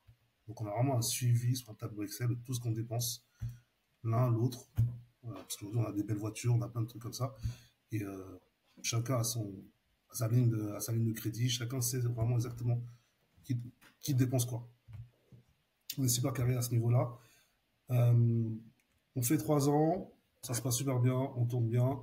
Moi aussi, je commence à me dire, je commence à être fatigué, je commence à avoir marre, j'ai fait le tour. J'ai envie de me retirer un peu, donc je me retire. Je gère, je continue le recrutement. J'ai du mal à trouver un gérant de la société, mais je finis par en trouver un. Donc, je me dis, bon, je vais tenter un truc que j'ai jamais fait de ma vie depuis très très longtemps. Je vais plus mettre de réveil. Je vais dormir. Mon corps se réveillera quand il se réveillera. Première semaine, je me réveille à pas d'heure. Après, je commence à avoir un rythme. Donc, dès que je me lève, petit-déj, salle de sport, là, je me mets à reprendre le sport sérieusement. Euh, je passe au bureau, je check tous mes points. Je fais 13 heures, plus rien à faire. Je rentre chez moi, je me fais chier. Donc, au bout d'un mois, au bout de 2 semaines, je me dis, bon, j'en ai marre, là, il faut que je trouve un truc à faire. Je remarque dans ma boîte, qu'est-ce que je pourrais améliorer. Je remarque qu'il y a beaucoup de transports que je donne à des confrères. Et souvent, il y a des problèmes parce qu'ils le font mal, ils font mal les transports, les services me font des retours, ça se passe mal. Donc, je me dis, il faut que je trouve une solution. Mon associé ne veut pas s'agrandir. Il me dit que c'est bon, il en a marre. Qu'est-ce que je pourrais faire? Là, vous êtes à combien de salariés quand vous avez cette problématique? Sur les deux boîtes, on a une quinzaine. Une Ok, quinzaine de salariés. On a une seule secrétaire et tout, c'est des salariés, des ambulanciers. ok. Donc, je me dis, qu'est-ce que je pourrais faire? J'ai besoin de me déplacer vite dans Paris, de continuer à transporter des personnes, et de pouvoir me garer où je veux. Dans ma tête, je me dis, ah, bon, je pense que je vais faire un taxi. Je me renseigne sur le métier. Voilà, je vois que le taxi, on peut être conventionné. Le permis, on le passe en un mois. Taxi parisien, c'est le permis le plus dur à avoir, le plus chiant. Mais je suis pas trop con, parce que tu peux choisir un secteur dans Paris. Et vu que je suis ambulancier et que j'ai mon secteur de travail, je vais choisir où j'ai l'habitude de travailler, où j'ai l'habitude de tourner. Comme ça, je saurais que je passerai mon permis là-bas. Donc, j'ai décidé de le passer là-bas. Il y a un mois de cours, j'y vais qu'une semaine, parce que j'ai déjà les bases. Je passe mon permis, je l'ai. Nickel. Le premier de la classe a eu 17, j'ai eu 14, alors que j'ai rien foutu. Mais parce que Ok. derrière, tu te dis, tout ce que tu as bossé avant, bah, tu le réutiliser derrière. Et c'est souvent comme ça, dans n'importe quel business que je monte, je utilise toujours ce que j'apprends. Donc, je passe mon permis, j'achète un gros van, avec la rampe derrière, donc je peux transporter les patients. Donc, je me retrouve, moi, à avoir une boîte de taxi, plusieurs boîtes d'ambulance. Ma boîte de taxi fait les transports de ma boîte d'ambulance. Ma boîte de taxi, comme je suis seul dessus, parce que ma scène ne voulait pas s'agrandir, ne veut pas le faire, facture ma boîte d'ambulance. Donc, c'est deux choses bien distinctes. Donc, je continue à monter mon chiffre d'affaires, à m'agrandir. On se retrouve 4 ans après, toujours le même problème, on a trop d'argent. Qu'est-ce qu'on en fait? Et là, mon assez, il me dit, bah, écoute, je sais pas.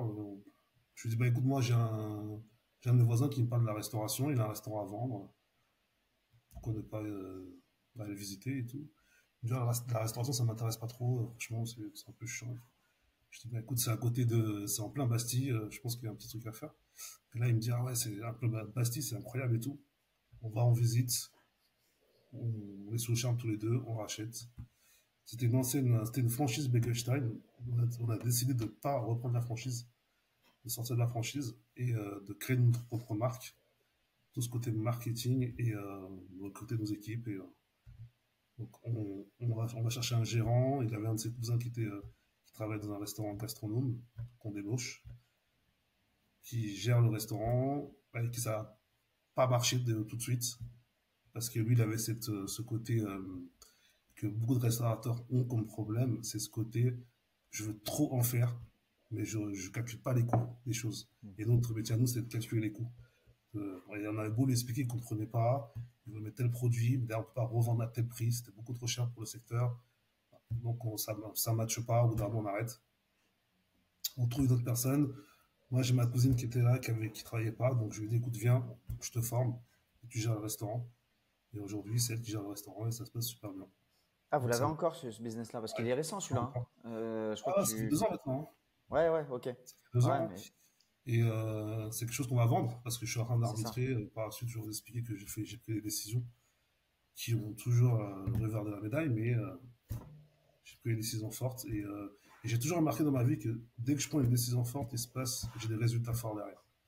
Dès que j'ai décidé de dire non à ma famille, j'étais pas j'étais pas leur chose, c'était pas eux de décider avec qui je veux me marier, avec ce que je vais faire de ma vie, ce que je veux devenir, ce que je vais être, des gens que je veux fréquenter. Et il m'est arrivé que des bonnes choses. Mais c'est Donc, tu sais, c'est ce qu'on entend souvent, c'est choix facile, vie difficile. ouais. Choix difficile, vie facile, entre guillemets, parce que facile, c'est un bien grand mot. Et c'est pas si facile que ça. Mais juste, moi, j'avais une question pour vous décidez de sortir de la franchise. Et, c'est quoi votre analyse, en fait? Je pense que ça peut être intéressant de comprendre, en fait, L'analyse ce est qui a assez fait simple, parce que. que je me dis, moi, j'ai travaillé en restauration, donc je me connais un peu. Euh, la franchise demandait 7% du CA par mois, euh, un prix d'un droit d'entrée qui s'élevait à 30-35 000 euros. Donc je me dis, ouais, pourquoi leur donner tout ça alors que derrière, on sait tout qu'on peut faire. Avec le Bien. recul, je regrette. Je vous expliquerai pourquoi.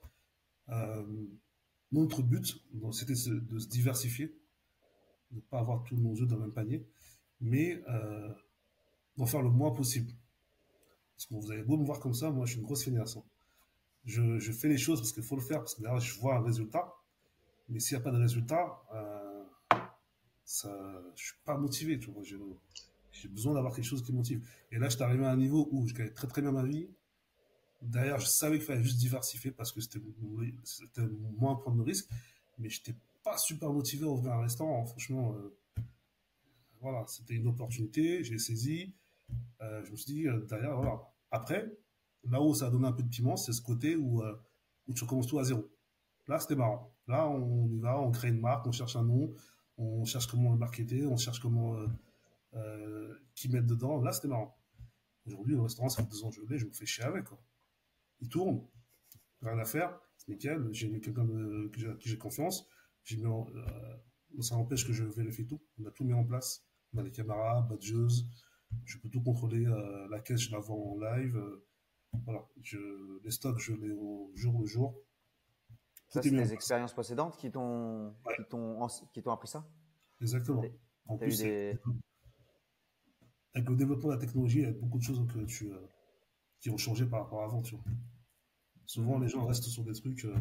Souvent, j'entends souvent des confrères me dire ouais, mais on ne peut plus investir à l'étranger parce qu'on ne peut pas surveiller. Ah, aujourd'hui, la technologie, elle a changé. Aujourd'hui, tu peux tout gérer à distance. Donc, des fois, les gens se trouvent des excuses pour continuer à rester dans leur business, à bosser dedans, alors qu'ils peuvent l'automatiser. Faut juste s'y Ouais. intéresser.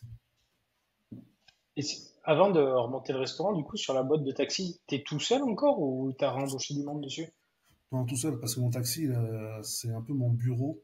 Euh, je suis au quotidien dedans, parce que d'ailleurs, je me déplace avec, je peux aller chercher le matériel, les meubles pour mes LCD, je pars en visite avec, ça reste un véhicule qui est en société, qui me permet aussi de me déplacer. Donc, voilà. Et je sais que là, j'ai pour objectif de partir 4 mois dans l'année, toute la période d'hiver. Je ne serai pas en France parce que je ne peux plus de ce froid. Donc, je le mettrai en location. Donc voilà, je pas besoin d'employés dessus. J'en ai déjà une quarantaine aujourd'hui avec toutes mes boîtes. C'est bien. Je compte m'agrandir, mais pas sur taxi. Je le mettrai en gérance à un moment, je pense, parce que j'ai essayé En d'évoluer. fait, c'était vraiment pour t'occuper à partir du Ah, moment où tu es sorti de la boîte. ah oui, et j'aimais toujours ce côté avoir des patients, toujours en contact avec mes services. Donc je me suis dit comment je pourrais rester toujours sur le terrain, mais sans. Par contre, je voulais plus tourner avec en ambulance. Je voulais plus avoir un employé à côté de moi qui me racontait sa vie aussi, parce que c'est toujours en train de se plaindre. Mais voilà, c'était c'était le meilleur combo. Ok. Top. Ok, donc Là, du coup, restauration après. Restauration, qui tourne bien. Donc, mon associé il me dit bon, C'est là, quoi le concept que vous avez monté?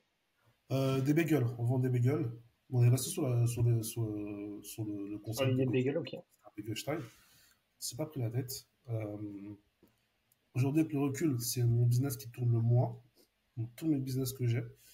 Et quand par là, c'est le seul business où j'ai jamais euh, vendu un bagel.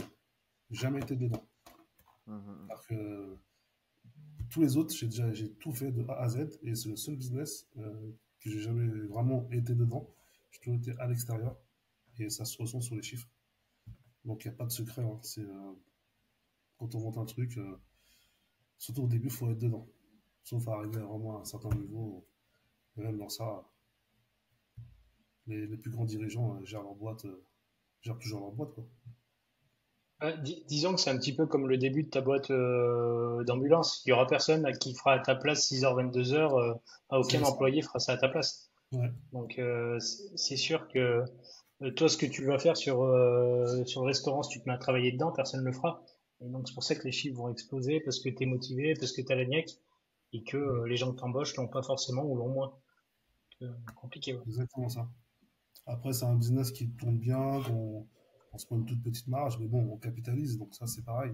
C'est quelque chose que, inconsciemment, on s'en rend pas compte, mais c'est toujours de l'argent qui rentre en vérité directement. Chaque Pourquoi jour qu'on vous prendra, capitalisez sur quoi? Sur les murs? bah, le crédit en lui-même, Ouais. on a financé quasiment à 100%. Ok. Donc, donc Et derrière, vous il êtes faut vraiment. propriétaire des murs, hein? Non, j'ai pas les murs. Ok. J'ai pas les murs. On a un propriétaire. Et derrière, le fonds de commerce, tu le revends. Donc, Ouais, bah ouais. ouais. Et Surtout, comment surtout c'est quoi le nom du resto pour ceux qui seraient dans le coin et qui voudraient. LBC de Bastille, le Bagel Club Bastille. Donc, voilà, en plein Bastille, pas loin de la rue, à tous les bars. Donc le vendredi, samedi soir, c'est blindé. Donc ouais, c'est sympa. Top. Donc là, vous avez de l'argent sur la boîte et vous décidez de réinvestir. Comment vous construisez ça? Vous réinvestissez directement avec les fonds de la boîte? Ouais, on met toujours le minimum d'apport. Ouais.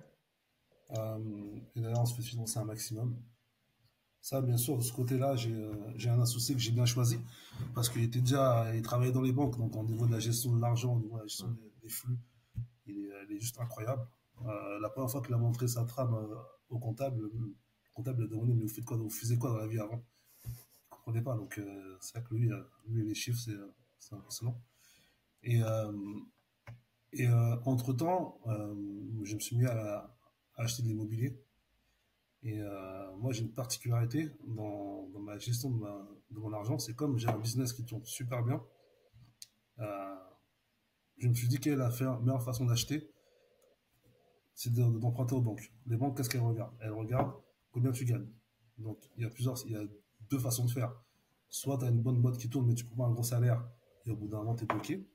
Soit tu as une bonne boîte qui tourne et tu te prends un gros salaire et tu n'as quasiment jamais de nom. Par contre, ta contrepartie, c'est que derrière, tu payes beaucoup d'impôts. Hmm. Il faut avoir une boîte qui tourne bien et qui puisse assumer cette partie-là. Donc, c'est ce que moi j'ai fait, j'ai décidé. Souvent, on me reprend. Là, on est en train de s'agrandir, de racheter des boîtes. Et on a pris un courtier pour essayer de négocier un maximum. Il va me relever, m'affiche dans le plus il me dit, mais vous voulez pas essayer d'optimiser? C'est bizarre quand je rentre dans les détails avec ces personnes-là, ils me disent, mais vous payez beaucoup d'impôts, oui, mais voilà, moi, ma stratégie. Là, à la fin, c'est toujours, ah d'accord, c'est vrai que j'avais pas vu les choses comme ça. ouais, on peut pas tout avoir, tu vois. Donc, c'est bien de pas payer d'impôts. Mais derrière, quand on te dit non à la banque, faut que tu as toujours moyen de t'arranger, hein, bien sûr. Tu peux t'associer, tu peux emprunter avec ta société. Mais moi, j'ai tout en nom propre aujourd'hui. Et le but, c'est d'acheter un maximum en nom propre et derrière de tout revendre à une société. Donc moi, je me retrouve encore à récupérer un masse de capital. Donc voilà, ça Ok. c'était ma stratégie. Et aujourd'hui, je regrette pas. Ouais, c'est intéressant, puis ça sort enfin, des- de ce qu'on a l'habitude de voir. Ouais. Donc c'est intéressant de voir comment tu procèdes là. Et là, tu commences à acheter de l'immobilier parce que c'est vrai nous, en fait, le dénominateur commun, c'est ça, c'est l'immobilier, enfin, l'investissement. C'est comme ça qu'on s'est rencontrés. Après, je Je souris connais. parce que j'étais dans ton groupe au séminaire Ouais. MMA. Tu sais, on avait des problématiques. Tu m'avais tué. Ah, franchement, impressionnant. Je peux en parler, non? Tu te souviens de ce que tu avais comme problématique? Ouais, je crois. D'association avec C'est ça. sans rentrer dans le détail, mais comme tu l'avais Je amené, voulais revendre des parts à un c'est de mes ça, employés que je voulais absolument garder parce qu'il était bon. Et on exactement. a ouvert sa boîte. Et j'avais commencé par dire, moi j'ai un problème à 500 000 euros. 1 million, non? C'était À 1 500 million, 000? ouais, je voulais revendre des parts à 1 million. Je vais revendre Un là pour ça. million, je crois. Ouais. Et nous, on était là avec nos petits appartes. Ouais, bah, ouais, je sais pas trop comment je vais l'optimiser, comment je vais exploiter.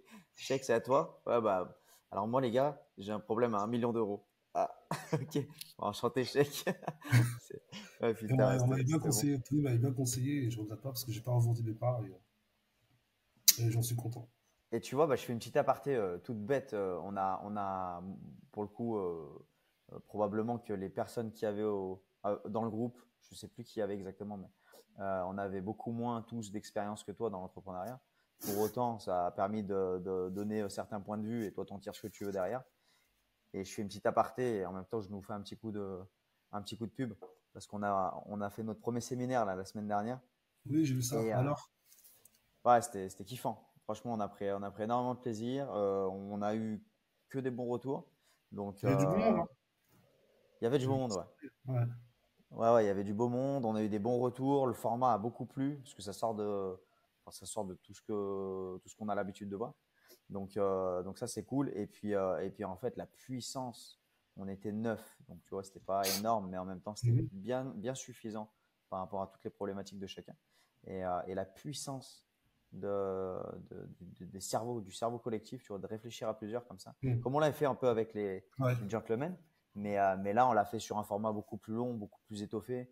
Et franchement, on est reparti avec des listes, Jérémy et moi les premiers, hein, mais avec voilà, une to-do chargée à bloc. Euh, et, euh, et ouais, ça laisse présager de bonnes choses pour la suite. Je C'est crois que nickel. le premier participant, ça a duré 1 heure et demie Une heure et demie, ouais. à échanger sur sa problématique. Et en plus, on avait fait un truc, on avait fait un mini-jeu où chacun donnait des idées par rapport à un état d'esprit. Tu vois, on avait l'optimiste, le pessimiste, le mec qui regardait que les chiffres. Enfin, bref, et du coup, il y en avait un qui était créa. On a eu des idées dans tous les sens. Et franchement, ils sont repartis avec une page et demie. Et c'était ouf, quoi. C'était ouf. Et même encore aujourd'hui, il m'a écrit un petit message en me disant, bah merci, c'était vraiment top. Euh, Enfin, ouais, comme dit Manu, c'est le fait de se mettre tous en commun comme ça. C'est beau, quoi. Même si comme, Faut prendre 30 secondes pour remercier des personnes comme vous. Parce que si avec eux des personnes comme moi, je peux vous dire que moi, je serai jamais là. Je fais les choses de mon côté, j'en parle à personne. Et alors que vous prenez le temps de réunir, de faire des podcasts, de donner des conseils. Et ça, c'est extraordinaire, tu vois. Donc, franchement, chapeau les gars. Vous êtes déjà à votre 25e épisode. C'est énorme. Donc, Ouais, merci. Merci. Tu es quand même sur beaucoup d'événements et c'est vrai que bon, t'es peut-être pas, voilà, t'es pas à monter un podcast ou autre, mais en l'occurrence, quand on se croise en extérieur, on s'est rencontrés direct, on a discuté, voilà, t'es pas avare de conseils, d'expliquer ah par où oui, t'es passé, enfin, j'adore tu ça. vois. Mais il Et faut venir me voir, tu vois. Je veux ouais, ouais. pas me mettre à la lumière. ah, t'es monté sur scène il y a pas longtemps. Ah C'est oui, oui, vrai. c'est pareil. Quand on me demande un truc, je le fais. Parce que j'ai peur de rien et que moi, je suis un mec d'expérience. J'adore vivre des choses nouvelles.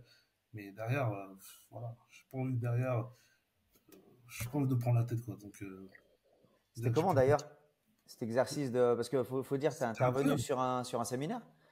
Non, au CDR. Donc Ouais.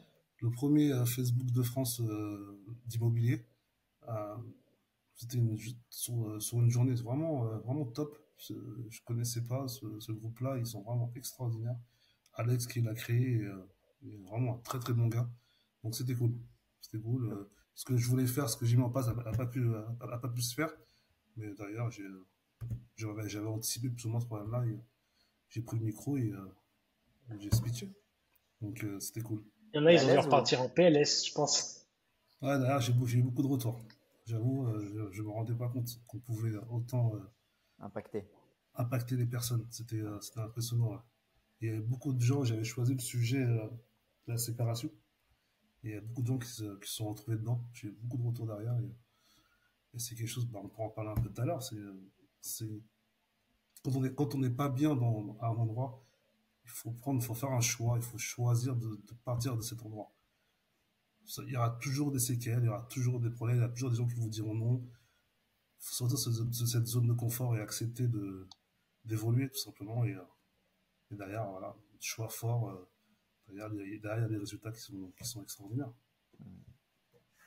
Et à l'aise ou parce que monter sur scène et il y avait du monde en plus, hein, le CDR, le CDR On c'est le était club des 200. rentiers pour ceux qui ne connaisseraient pas. 200, ouais. Club On des était rentiers, alors 200. c'est très lié à l'immobilier à l'origine, hein. Mais Exactement. 200 personnes, ouais, donc pour une première c'est pas mal. Ouais, c'est pas mal. Après, comme je te dis, moi, j'ai peur de rien, c'est rien. Que je parle d'une personne à 200%, c'est pareil. Moi, quand on m'a dit, eh, demain, tu rentres pas à la maison, débrouille-toi, je peux te dire, ce jour-là, j'ai vu rouge. J'ai vu Ouais. rouge, je me suis dit, eh, j'aurais peur de rien. Quand j'étais petit, j'étais tout maigre, tout petit. J'avais peur de tout. J'étais celui qui avait envie de rien faire. Et j'ai toujours grandi avec les mangas, avec ce côté aimer ce que tu fais, défendre des bonnes choses, essayer de toujours s'améliorer. Et aujourd'hui, je me ressens dans tout ce que je fais. Donc, je monte sur scène, 200 personnes, 2 personnes, je m'en ai rien à foutre, j'ai des trucs à dire, je te le dis. T'es pas d'accord, on débat. On sera pas d'accord, et puis c'est tout. T'es Mhm. d'accord, bah, c'est cool, et puis voilà. Et en plus, j'ai développé un truc ces derniers temps, c'est d'en avoir rien à foutre de tout ce qui est passé. Par exemple, un employé qui me fait chier, ça va me faire chier 2 secondes, et après, je l'ai oublié. Donc, et ça aide beaucoup, tu vois. Ah, Tu dors mieux. ouais, ça c'est une énorme qualité. Et comment tu l'as développé? Enfin, c'est quoi? C'est l'expérience ou tu t'es fait L'expérience, ouais, énormément d'expérience. Je pense que ouais. mon seuil pour qu'on me fasse chier, il est tellement haut maintenant qu'il n'y a pas grand chose qui m'empêche de dormir. Donc, exemple, avec mon ex, on s'embrouillait. Moi, 2 heures après, je dormais, tu vois. Et ça l'énervait. Elle me dit, mais comment tu fais? On vient de s'embrouiller. Ouais, parce que je dis, bon, ça y est, moi, j'ai éteint la lumière, c'est fini. Donc, voilà. Et au lendemain, on rediscutait, et c'était reparti. Et après, ça allait bien, on se comprenait. Et puis, voilà, c'est tout. Donc, non, non, et ça, c'est quelque chose que je continue à développer. Donc, voilà. Non, top. On a fait une petite aparté, mais je t'ai coupé du coup. Je t'ai coupé dans ton élan. Ouais, donc On on allait était sur arriver la restauration. sur la restauration, ouais. Donc, On c'est allait arriver parti, petit à petit. ouvert, ça tourne tout seul, nickel. D'ailleurs, donc, j'avais commencé l'immobilier, je continue à m'agrandir, à acheter des biens. Donc, aujourd'hui, j'en ai une dizaine, euh, quasiment tout en région parisienne. Et T'as du quelques pro, toi? Pardon, t'as que de l'habitation ou t'as du local professionnel habitations, aussi? box, pas de local professionnel. Ok. Donc, Et exploité comment? en LMNP, Ouais. c'est Co- toujours vu que j'ai des gros salaires, donc je suis toujours dans les clous. Et puis voilà. Mais tu fais Et beaucoup de de la courte LCD, durée, de la longue durée? Je sais que les deux. tu fais de la LCD, mais de la Ouais. longue durée aussi, ouais, ok. Ah ouais. Ouais. Et alors, ton point de vue là-dessus, tu tendrais plus vers l'un, vers l'autre, tu diversifies parce que tu sais qu'il faut diversifier, c'est quoi Ça dépend de la position de chacun. Moi, je pense, j'ai même encore du mal à comprendre pourquoi il n'y a pas plus de personnes qui font de la LCD. Parce que Hmm. je ne sais pas quelle est la difficulté dans ce domaine-là. C'est tellement rentable, c'est tellement incroyable, c'est tellement.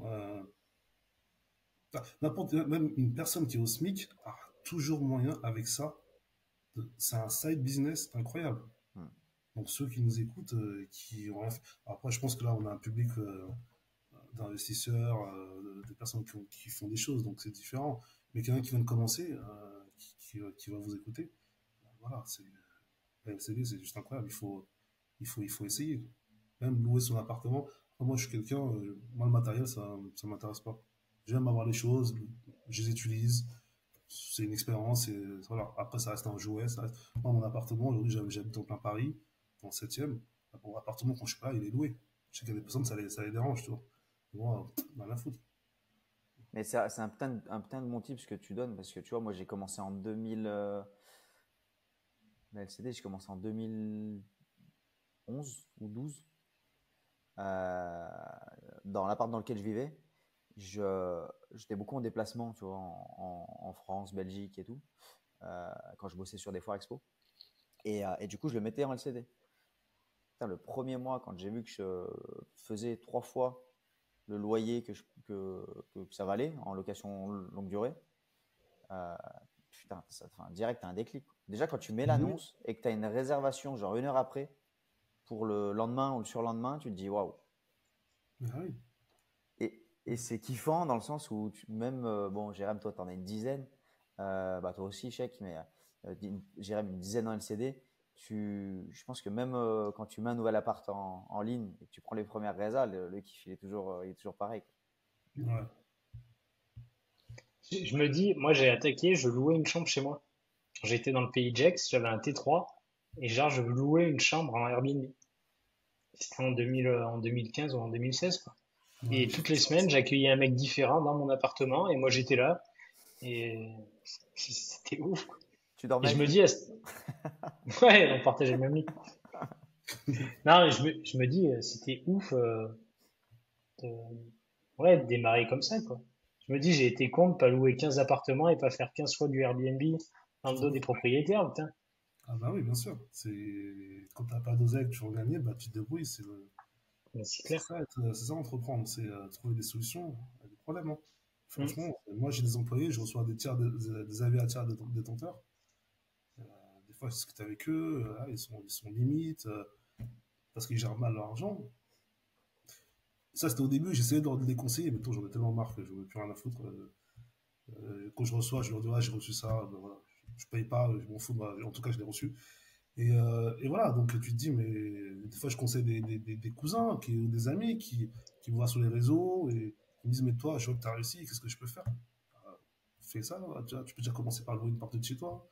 Ou si tu achètes un endroit, bah, pense déjà à ça, tu vois, automatiquement. Tu Mm. achètes une maison, pense à un endroit où tu peux peut-être construire une petite dépendance, où tu peux peut-être louer.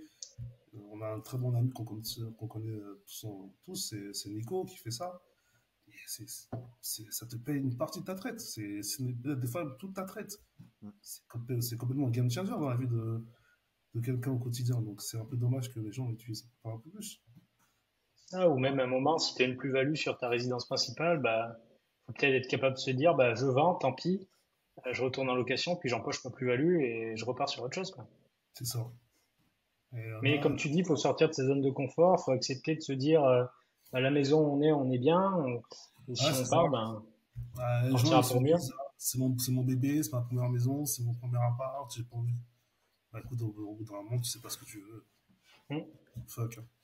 Bah, c'est souvent comme ça que 10 ans après, tu te retrouves toujours au même endroit. Et comme ceux qui disent, ah bah, je suis pas bien dans mon travail, mais qui veulent pas en changer. Et 10 ans plus tard, bah, t'es toujours au même endroit, t'es toujours malheureux et t'as pas avancé, quoi. Ouais, c'est clair. Bon, fin de la digression. Donc voilà, derrière, le restaurant, il tourne. Nimo. On continue à le faire tourner. Derrière, je me dis, ah, j'ai encore envie de m'agrandir. Je vais voir, je suis bien dans LCD. Bon, parler de LCD, pourquoi pas monter une conciergerie. Comme ça, je peux mettre toutes mes LCD à moi dedans, l'automatiser comme j'ai toujours fait. Et derrière, tout est géré par une personne.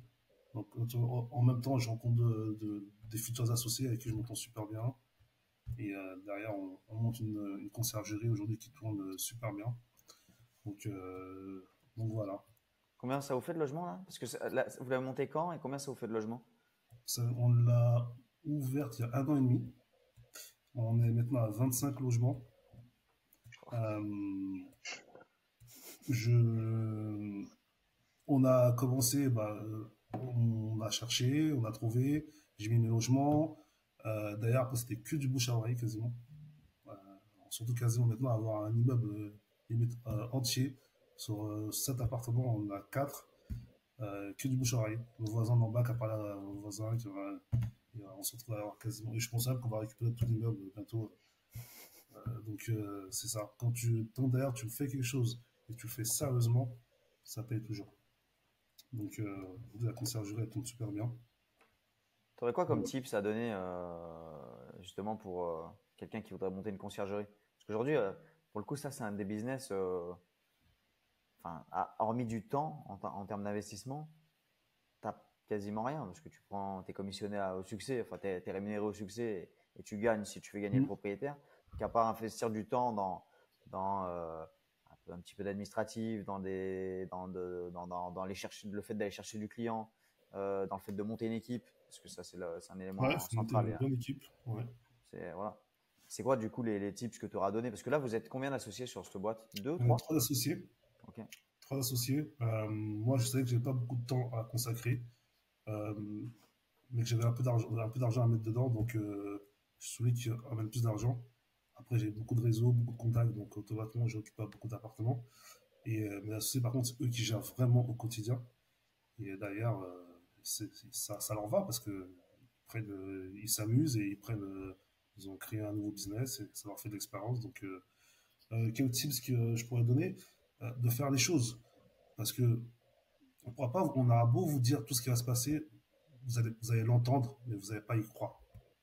Quand vous faites les choses, là, vous vous rendez vraiment compte des choses et vous vous rendez compte que c'est pas si grave que ça, que vous pouvez faire encore mieux et que ça va tout seul en vérité. Après, il faut accepter que oui, souvent j'entends, mais le problème de la conciergerie ou de la LCD, c'est que j'ai pas envie d'être dérangé à 1 h du mat. Alors, déjà, ça arrive rarement. Et franchement, si ça arrive une fois tous les 6 mois, par rapport à ce que ça te rapporte, franchement, voilà, c'est rien, quoi. Donc, euh, donc voilà. En conciergerie, oui, comme tu dis, tu n'as pas beaucoup de choses à faire. Tu reprends juste la gestion de l'annonce. Par contre, moi, j'ai beaucoup de sous-location. Ouais. Donc là, tu as un peu plus d'argent à mettre dedans. Mm. Parce que tu toi qui décore l'appartement. Par contre, tu as une renta qui est beaucoup plus intéressante. Donc, l'un dans l'autre, Ouais, tu t'y retrouves. Faut juste avoir un ouais, peu de fonds au départ pour le c'est ça. meubler, pour le décorer, Ouais. Ok. Et d'ailleurs, faut pas oublier que derrière ton business, au bout de 3 ans, au bout d'un an et demi, s'il tourne vraiment bien, tu peux emprunter. Donc, mine de rien, ça a du poids, tout ça. C'est clair. Et puis après, T'as- c'est surtout un business que tu peux revendre aussi, que tu arrives à valoriser et que tu peux Ouais, revendre, hein. exactement. Exactement. Et Et ces quand on voit que associés-là, là, les oh, propriétaires, maintenant, ils ont peur de louer à des personnes qui ne payent pas le loyer. Hmm. Il y en a moi, beaucoup de mes clients me disent c'est pour ça, hein. Ils savent que nous, en conciergerie, demain, on loupe un mois, ils peuvent nous virer du jour au lendemain, tu vois, limite. Et ça se passe tellement bien qu'ils ont plus envie de changer. Et puis ils savent que l'appartement il est bien entretenu, que s'il y a Ouais, des travaux à faire, vous allez vous en occuper, c'est pas clair. d'impayés. pas Ah oui. d'impayés non plus. Enfin, il y a peu de chance. Et là, Eux là sont t'es... payés directement par les plateformes, donc pas d'impayés, ouais. Ouais. Ouais, mais pas pour la sous-loc. Mais oui, oui, Hmm. pour La conciergerie. la conciergerie, ouais. Tes associés, ils avaient une prédominance dans l'immobilier ou, enfin, comment tu décides de Non, t'associer il y avec en eux? a un qui avait juste acheté sa résidence principale, qui a revendu derrière. Non, j'en ai un qui avait sa salle de sport, c'était mon coach de musculation aujourd'hui, qui est devenu un de mes associés, qui est toujours mon coach, euh, et qui avait un peu d'espérance dans l'entrepreneuriat, mais ça l'a fermé à cause du Covid. Et donc voilà, donc derrière, c'était une opportunité pour lui aussi. Ok, ok, Comment tu les amènes dans le projet? C'est eux qui te le présentent ou c'est toi qui vas les chercher? C'est moi qui vais les chercher. Moi, je leur dis que moi, je fonctionne vraiment au feeling, au niveau de quand je m'associe. Je parie plus sur l'homme que sur le business en lui-même. Parce que le business en lui-même, quand tu as les bonnes personnes, tu peux le faire monter. Quand tu as les mauvaises personnes, tu peux le faire, un bon business, tu peux le faire se cracher, même en ayant le meilleur business du monde. Donc, l'être humain est vraiment important. Donc, voilà, moi, j'ai cette capacité à rassembler les personnes autour de moi. Et à chaque fois, j'ai des idées qui tombent en même temps, donc j'en profite. Donc voilà.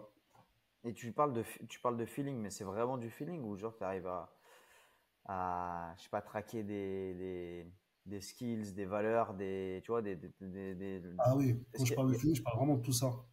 ok, Ça on n'est pas obligé de penser pareil, mais au moins qu'on ait les mêmes valeurs. Au moins qu'on ait, qu'on ait des personnes vraies, on se dit les choses. Après, derrière, tu peux toujours avoir des surprises, tu vois. Donc, c'est pas la fin du monde, c'est comme une relation. Ça se passe mal, on arrête. Donc, souvent, les gens n'ont pas envie de s'associer parce qu'ils ont peur que ça se passe mal. Je sais pas, hein, pourtant, tu te mets bien en couple, donc tu te maries bien. Et derrière, tu peux tout perdre. c'est Donc, vrai. non, je pense que ça va se protéger dès le début, bien faire les choses, pas que d'associer en béton, et voilà, toujours être bien conseillé, avoir un bon avocat, et après c'est parti. De toute façon, toute chose a une fin, donc moi je pars du principe qu'on prend ce qu'il y a à prendre, et quand ça s'arrêtera. C'est un bon mantra.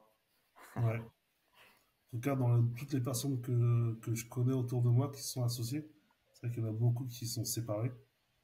Et moi, je suis toujours avec mes associés, ça se passe bien, donc il n'y a pas Ouais, de parce raison que que ça continue pas. là, ton associé sur la enfin, sur les ambulances, ça commence à faire un Ah petit ouais, ouais, moment, ça du fait coup. un petit bout là, hein. Voilà, on a atteint les 7 ans. C'est quoi il y a un petit cadeau, vous faites un petit cadeau, il y a un petit cadeau de prévu là pour les 7 ans? Même pas. On Même a déjà pas? des vies extraordinaires. Ouais, On ouais, part au Brésil là dans 2 mois, donc c'est c'est pas bon un ça. cadeau, c'est notre quotidien. C'est magnifique. Parce qu'on bosse beaucoup. Attention, parce que je vois les gens arriver. Ah ouais, ils ont la vie de rêve. Non, non, non. On a la vie de rêve parce qu'on bosse beaucoup. On est des gros bosseurs et par contre derrière, on bosse pas pour se dire que plus tard on va en profiter. Non. Moi, je suis le genre de mec, je bosse pour profiter tout de suite. Hmm.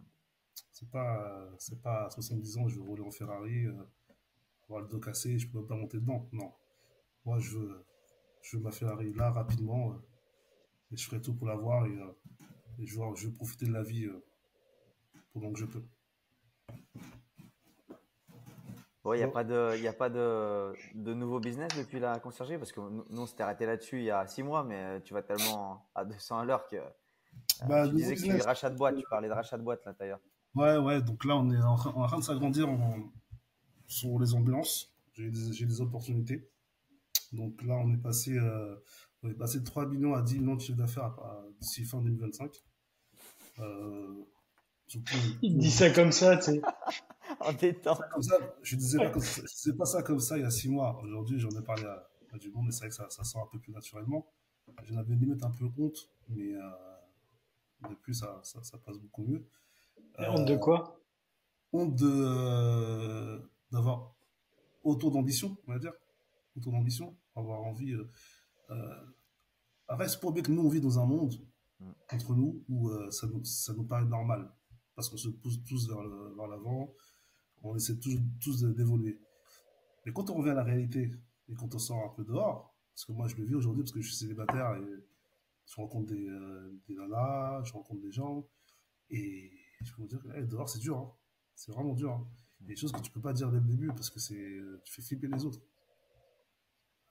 Donc voilà, là je me dis naturellement, oui, je fais 10 millions, j'ai une marge de moins 30% facile, plus entre 20 et 40% selon les années, mais 30% sans souci.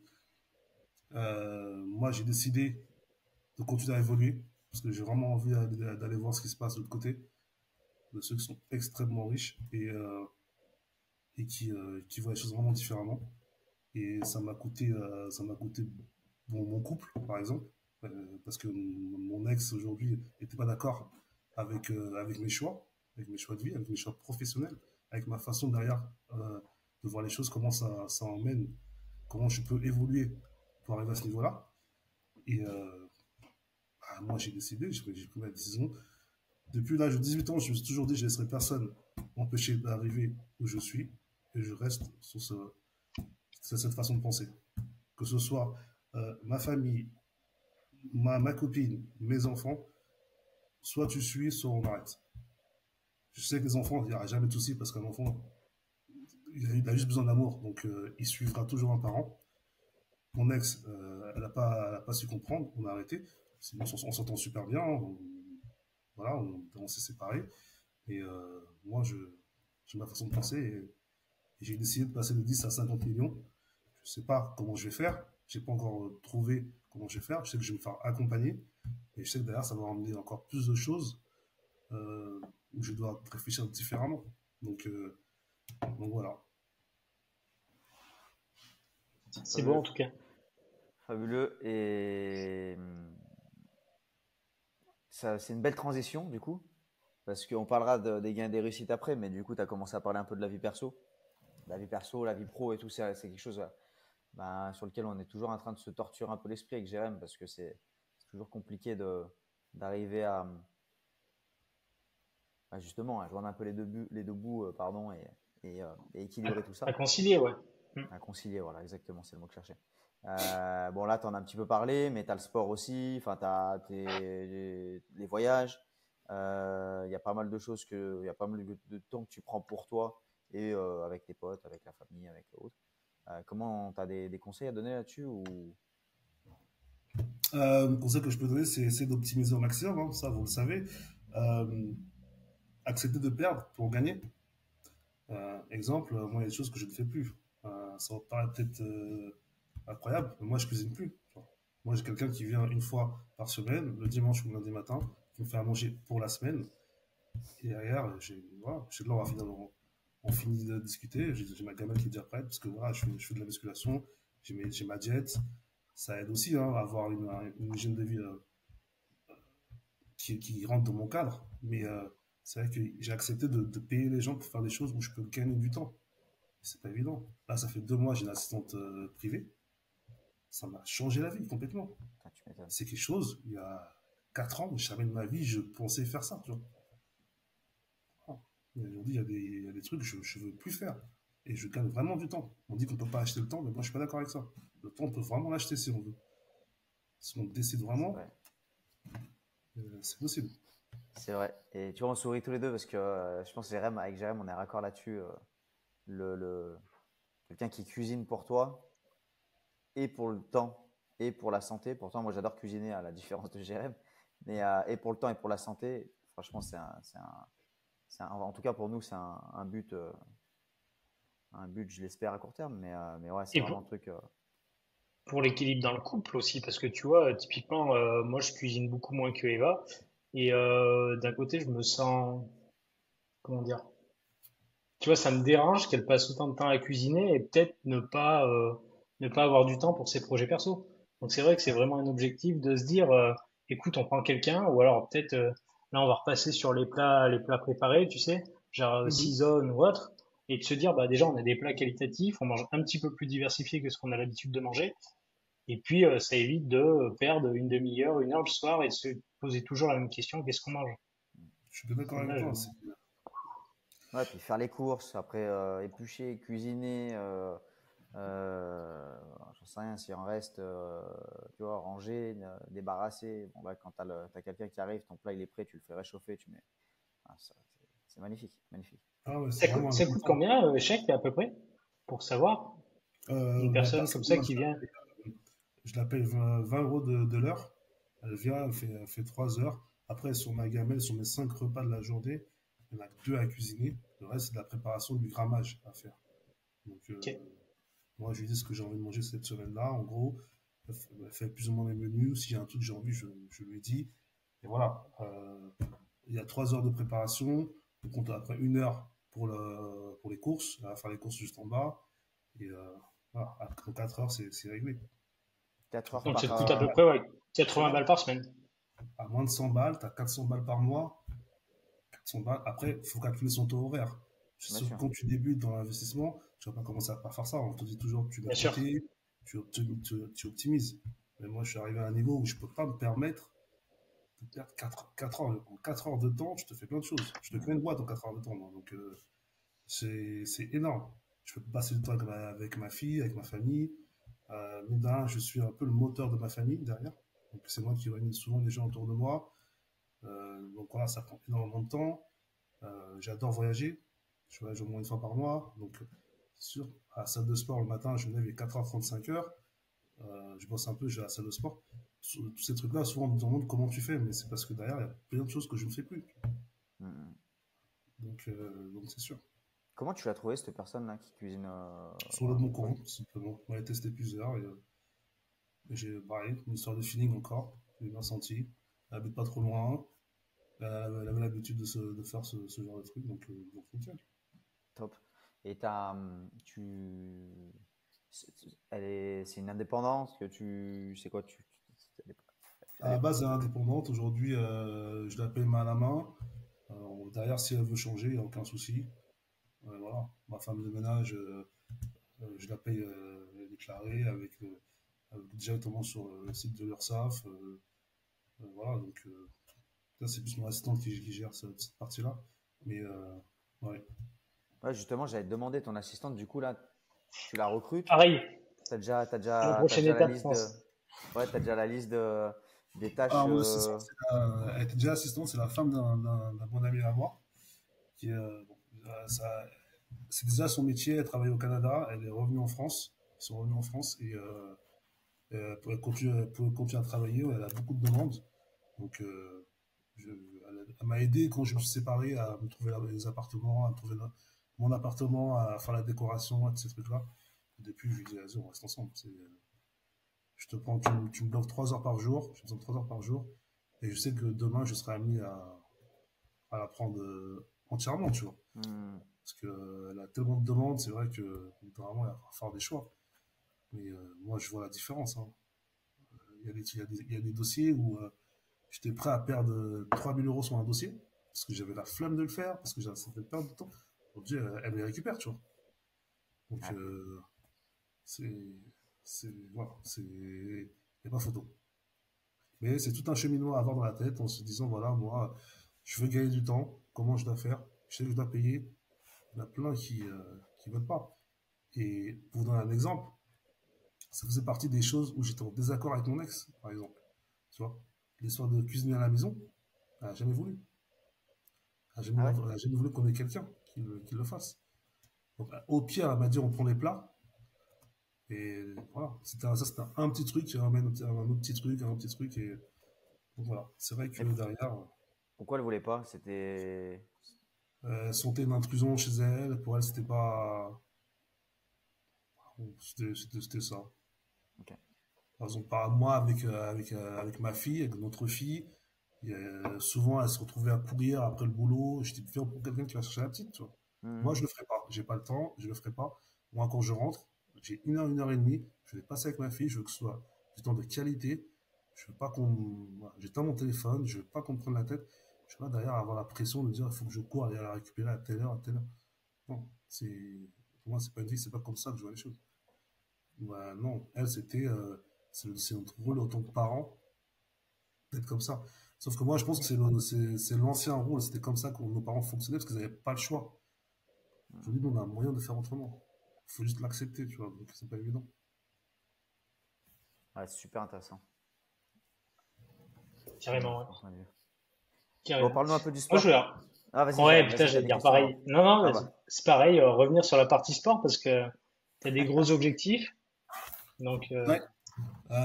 J'aimerais bien tenter une compétition de body une fois dans ma vie. Après, c'est vrai que c'est pas évident parce que quand je vois les diètes qu'il faut faire, toute la préparation qui dure quasiment 1 an, derrière ça, plus gérer plusieurs sociétés, c'est pas évident. Donc il va falloir que je trouve un moyen de vraiment tout automatiser, limite disparaître pendant 1 an, faire ma prépa et me lancer dans une compète. C'est quelque chose, je pense que comme je suis un homme d'expérience, que j'aimerais bien vivre au moins une fois dans ma vie. Et donc c'est un des objectifs. Donc j'ai tout ce qu'il faut, j'ai le matériel, j'ai le coach, voilà. Donc tu c'est penses, c'est des- tu penses que tu en es si loin que ça avec le physique que tu as actuellement? Ah oui, oui, oui. Voilà. Je te montrerai des photos, on verra, on fera des photos avant et après. Là, on parle de. Après, il y a un autre choix à faire que je ne suis pas encore décidé. C'est que là, c'est des compétitions où la plupart des personnes sont chargées. Tu vois, c'est des compétitions où c'est un sport où tu as le droit de. de prendre la testo. Aujourd'hui, avec le recul, on sait que la Ok. testo, c'est pas si grave que ça. Derrière, il faut que je trouve un médecin qui va prendre accompagner. Bon, tout ça, j'ai mon coach qui peut gérer, mais je ne suis pas encore décidé par rapport à ça. Après, tu as aussi des compétences nati, mais je préfère limite de rien faire, tu vois. C'est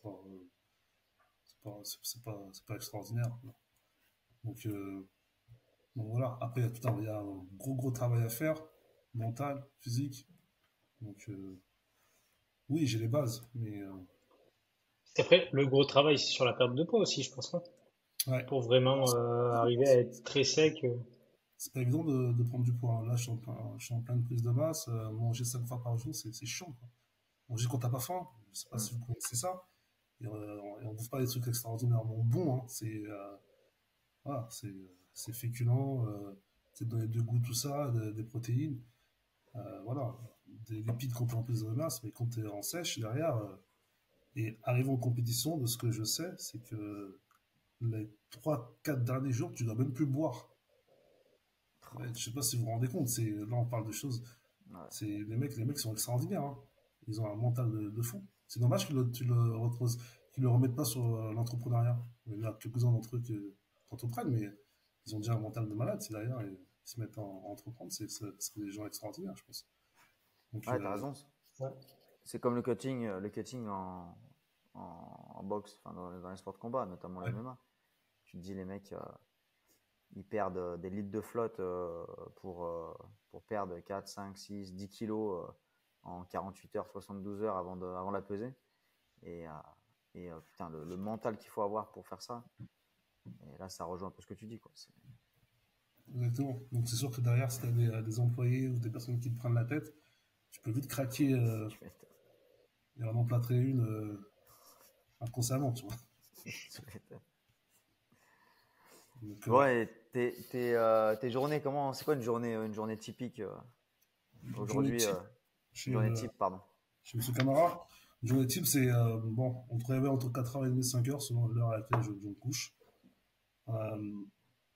5h30, j'ai décollé, salle à 6h, 6h à 8h, salle de sport. Et après, je commence ma journée de travail. En général, tout ce qui est ambulance, c'est le matin. À 8h, midi, 13h, j'ai terminé. Après, je gère tous mes autres business de 13 à 15h et après ma journée est terminée. Ça, c'est ma journée type. Donc, sur une semaine, de lundi à jeudi, le soir, je ne fais rien du tout. Je me couche super tôt. Et je commence à mettre mes rendez-vous entre mercredi et dimanche. Donc, soit mes repas d'affaires ou mes repas entre amis, ou mes apéros IMO, ces trucs-là. Ok, J'ai souvent des invitations, mais je suis obligé de refuser, sinon c'est ingérable. ok, ok. Ok. Moi, je voulais revenir sur un point. Tu parlais tout à l'heure des rencontres par rapport maintenant à un petit peu où tu en es dans ta vie, notamment bah, par rapport à ton business, tes entreprises et tout, où tu disais que c'était compliqué, notamment par exemple ta famille qui veut rentrer dans ta vie. Et t'en parlais tout à l'heure, maintenant, dès que tu rencontres des nouvelles personnes, comment tu te présentes? Parce que ça doit pas être simple. Tu peux pas leur dire que tu fais entre 6 et 10 millions de chiffre d'affaires, Au 30% de début, marge, ça ouais, doit c'est être les yeux qui brillent dans tous les sens et il suffit que tu bah, arrives avec la Merco et puis c'est carton plein. ah non, mais au début, je disais rien. Sauf que je me faisais piéger par moi-même. Exemple tout bête, tu rencontres une nana, tu parles de tout de rien, tu fais quoi dans la vie? Je suis ambulancier. Ok, voilà, voilà, je voyage, je fais ça. Au bout d'un moment, elle me dit, mais tu gagnes combien? Tu vois, tu te fais péter. Au bout d'un moment, tu te fais péter. Donc j'ai arrêté de ne pas dire les choses. Donc je dis les choses, voilà, je suis entrepreneur. La d'autres, ça fait flipper. Elles pensent que tu n'auras pas le temps pour elles. Elles ont plus ou moins raison. Euh, et après, sinon, ça va. Voilà, je dis les choses et puis on fait avec. Après, je suis pas à la recherche de quelqu'un tout de suite, donc automatiquement, tu te prends pas la tête, quoi. Au niveau de la famille, c'est clair que ma famille proche, on m'appelle souvent pour me demander des conseils. Euh, j'ai des gens qui vont absolument me reparler, mais avec qui je parle pas, donc que j'esquive. Je leur dis non, on n'a plus rien à se dire. Donc voilà, je suis quelqu'un. Moi, j'ai une facilité à dire non, donc je le fais, quoi. Et tu Et penses après, que tout ce qui est... Vas-y, vas-y. Vas-y, Manu. Non, vas-y, j'ai beaucoup parlé, moi. Tout, tout ce qui est ami, après, t'as pas des gens qui essayent de rentrer dans ton entourage par intérêt ou pour en profiter? En tout cas, ils n'ont pas l'occasion de rentrer. Alors, je sais pas si c'est moi qui arrive à les voir ou c'est moi qui attire pas ce genre de personnes, mais non, j'en ai pas. Franchement, j'arrive peut-être des fois à ressentir si la personne est malsaine ou si elle veut, elle a un intérêt autre que l'amitié. Mais les amis que j'ai, ils sont pas ce problème-là. Après, voilà, c'est pas parce que je gagne bien ma vie que derrière c'est moi qui vais tout payer, quoi. Donc, Normal. donc voilà, t'es vite limité, hein. Je sais pas trop ce que tu vas me demander, mais ça va pas passer. Donc, Normal. Ok. Vas-y, Manu, je te laisse avec tes questions. Non, mais en fait, j'allais poser exactement la même que toi. Savoir si justement les gens venaient par intérêt ou si tu avais senti que des potes changeaient un peu de comportement, tu vois, des potes que tu connais de longue date et que du coup tu t'étais éloigné. j'ai plus de potes qui vont me demander des conseils, mais après, ça reste des amis. Mais je sais que derrière, tu me demandes quelque chose, c'est pas de t'aider, de donner de l'argent. Tu vas pas résoudre ton problème en me demandant de l'argent. Enfin, Mm. pas aller travailler à la source, tu vois, savoir où est le problème, mais c'est pas moi qui vais te donner de l'argent, ça n'a pas de sens. Ouais, mais t'as entièrement raison. D'accord aussi. Ok. Bon, Bon. du coup, on a sauté la partie plus gros gain, réussite et plus grosse difficulté. Je dirais pas échec, mais difficulté, parce que échec ça veut tout et rien dire. Si tu rebondis, c'est pas un échec. Mm. Les plus grosses difficultés, c'est le côté vraiment perso, hein. Comme vous disiez, hein, c'est de pouvoir tout faire dans une journée de 24 heures, ce qui est un peu quasiment impossible. Euh, En termes de gains, voilà, mon plus gros business, ça reste les ambulances. C'est mon business le plus rentable aujourd'hui. Euh, je suis quelqu'un qui dépense pas beaucoup au quotidien, qui optimise toujours ses achats. Voilà, aujourd'hui, quand j'achète un truc, je sais que derrière, je peux le revendre. Moi, j'adore les voyages, donc c'est là que je vais dépenser le plus. Donc voilà. J'ai investi 50% de ce que je gagne. Je dépense même pas 30-40% de ce que je gagne. Donc c'est ma façon de fonctionner. Donc logiquement, je devrais plus retourner à la rue. Sauf si je fais all-in au casino, mais ça, c'est pas mon genre aussi. Donc, Sur le rouge. ouais. Je Ok. pense que si ça t'arrive, on arrivera à te loger, puis on te fait confiance. Au bout d'une semaine, tu auras monté une boîte, et tu regagneras des millions, et puis je suis Moi, même pas inquiet. moi, je te logerai avec grand plaisir. Honnêtement, la seule peur que j'aurais, c'est que tu rachètes tous mes Airbnb. En tout cas, si je te la rachèterai bien. Tu seras content si je te la rachète. Bon, en tout cas, bah, belle transition là. Tu parlais de réinvestir et tout, donc on arrive sur la dernière partie du podcast et, on aime bien parler oseille, gros sous. Et voilà, donc tu as parlé un petit peu des investissements. Est-ce que tu peux en dire un peu plus? Tu as parlé d'immobilier, tu as parlé de business. Est-ce qu'il y a autre chose? Et puis aussi parler des plaisirs. Tu as parlé des voyages, des voitures. Est-ce que voilà, es ouvert à en dire un peu plus sur ce que tu as acheté? Si tu veux dire des montants, tu donnes des montants. Enfin, tu dis ce que tu veux. Ouais, après, voilà, aujourd'hui, je suis aujourd'hui à peu près 4 millions d'IMO. Je continue à m'agrandir. Je suis sur une grosse affaire, hein, un truc assez sérieux, qui me permettrait derrière de gaper assez haut, assez vite, sur l'objectif des 50 millions. Et là, c'est sur un projet commercial, mais j'en dirai un peu plus tard. Ça, parce que c'est du off-market, donc on travaille dessus. Euh, Côté plaisir, je commence à investir en Côte d'Ivoire avec ma conciergerie. Donc on commence à construire des appartements qu'on va gérer là-bas aussi. Donc, donc voilà. Ça, Donc, c'est de la construction là-bas. La construction, ouais. J'ai plusieurs Ok, d'accord. terrains, donc je construis dessus. Et, et après aussi, on achètera aussi des apparts ou des villas. Donc le but aussi, c'est que la conciergerie de racheter à plusieurs endroits différents et de gérer tout ça à distance. Ok. Ça faisait Et partie là, de mes objectifs quand j'ai ouvert la conciergerie. t'es associé là-bas aussi? Enfin, t'as quelqu'un sur place qui te gère tout ça, j'imagine, Ouais, ou... je peux toujours trouver quelqu'un. Là-bas, les appartements ils sont faits assez, c'est assez marrant, c'est que automatiquement, quand on te construit un appartement, donc là c'est assez grand, mais on met souvent une pièce, une chambre pour la servante. Donc Hmm. automatiquement, Comme à Dubaï. voilà, tu auras quelqu'un de confiance sur place. Donc derrière, la gestion est encore plus facile, tu vois. Toi, tu gères tout là par rapport aux plateformes et faire en sorte que la personne ne fasse pas n'importe quoi et tout roule, quoi. Ah, ça, c'est un sacré avantage. Puis j'imagine que le PLU, les démarches administratives, tout ça là-bas, c'est peut-être un peu moins. Enfin, il n'y a pas de mal, tu me diras, mais c'est un peu moins casse-couille qu'en France, non? Ouais, après, ça Parce reste. qu'en France, c'est On galère, prend hein. si on prend la Côte d'Ivoire même, ça reste une colonie française. Les règles sont vraiment quasiment les mêmes. Ah ouais? Ouais. Mais c'est vrai, comme tu dis, c'est un peu plus laxiste. Donc, on n'a pas ce problème-là de interdiction.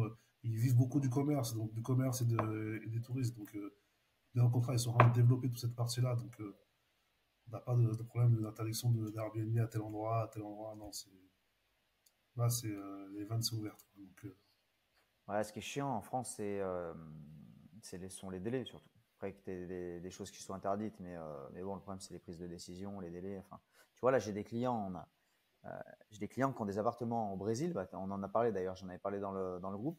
J'ai ouais. balancé l'annonce. Donc, je suis en train de les vendre. Entre le moment, alors je ne vais pas te dire de conneries, mais entre le moment où ils signent l'équivalent du compromis, pardon, et le moment où ils ont l'argent sur leur compte, il s'écoule un mois, je crois, ou un mois et demi. Ouais. T'imagines, quand chez nous, il faut déjà les 3 mois, plus Ouais. après, Ça le n'a rien à notaire, il te fait voir. attendre. Comment? Ouais, ça, si tu veux. Voilà. C'est vrai que ça, c'est quand même un sacré inconvénient en France. Ouais. Et je C'est crois que pour. Dubaï, si t'as le pognon, ça se fait en 24 heures, hein. Ouais, À ouais, partir du moment où t'as c'est la rapide, vente. hein. Ouais. Ouais, donc Non, appartement, je t'ai coupé. Appartement Côte d'Ivoire. Continuer à s'agrandir au niveau de toutes les sociétés en physique, surtout des ambulances. Parce que là, j'ai signé des gros contrats, donc derrière, il faut avoir les voitures qui vont tourner. Donc là, les boîtes sont déjà trouvées, on est en train de faire les financements. Euh, Trouver le moyen aussi, comme je l'ai dit, moi, je voudrais bien passer 4 mois de l'année à l'étranger, à faire plusieurs pays ok. en même temps. Donc ça, c'est vraiment un des objectifs. Donc derrière aussi, avoir la gestion, voir comment je vais gérer par rapport à ma fille. Ça, c'est plus en perso. Donc ça va être tout nouveau pour nous. Euh, donc voilà, c'est ça. Donc je continue à m'agrandir, hein. Voilà. Moi, je pense que toutes les personnes qui font du surplace meurent à petit feu. Et donc moi, je continue à toujours rester en mouvement. Donc voilà. Là, aujourd'hui, tu as un groupe. Je voulais te poser la question tout à l'heure, ça m'est sorti de la tête. Tu as un groupe, il y a un groupe qui détient des sociétés filles Alors, ou là, comment t'es aujourd'hui, il n'y organisé? avait que des boîtes individuelles. Et on est en train de monter notre holding qui est quasiment fait. Là, j'ai reçu une notif il n'y a pas longtemps des greffes, dire qu'on a commencé, il y a une nouvelle boîte qui est en train de se créer. Donc, on est en train de monter la holding qui va être détenue par une autre holding. Donc, voilà, d'ailleurs, on est bien accompagné par nos avocats et par nos comptables. Donc, oui, il y a une holding qui détient tout ça. Ok, ok, ok. Et au niveau plaisir, donc voyage, 4 mois dans l'année. Voyage 4 mois dans l'année. Alors, ce qui est bien avec tous mes business, c'est que j'arrive à tout gérer à distance. Donc, même pendant ces 4 mois-là, c'est pas des vacances, hein, c'est juste le fait que j'ai besoin de soleil et que je continue à travailler. Donc c'est nickel. Mais je pars au moins une fois par mois, vraiment où je pars, où je coupe vraiment. Enfin, couper chez moi, c'est pas, j'ai pas mon téléphone. Couper, c'est différent. Parce qu'on est Sortir du toujours quotidien. aligné. Voilà, je sors du quotidien, je voyage.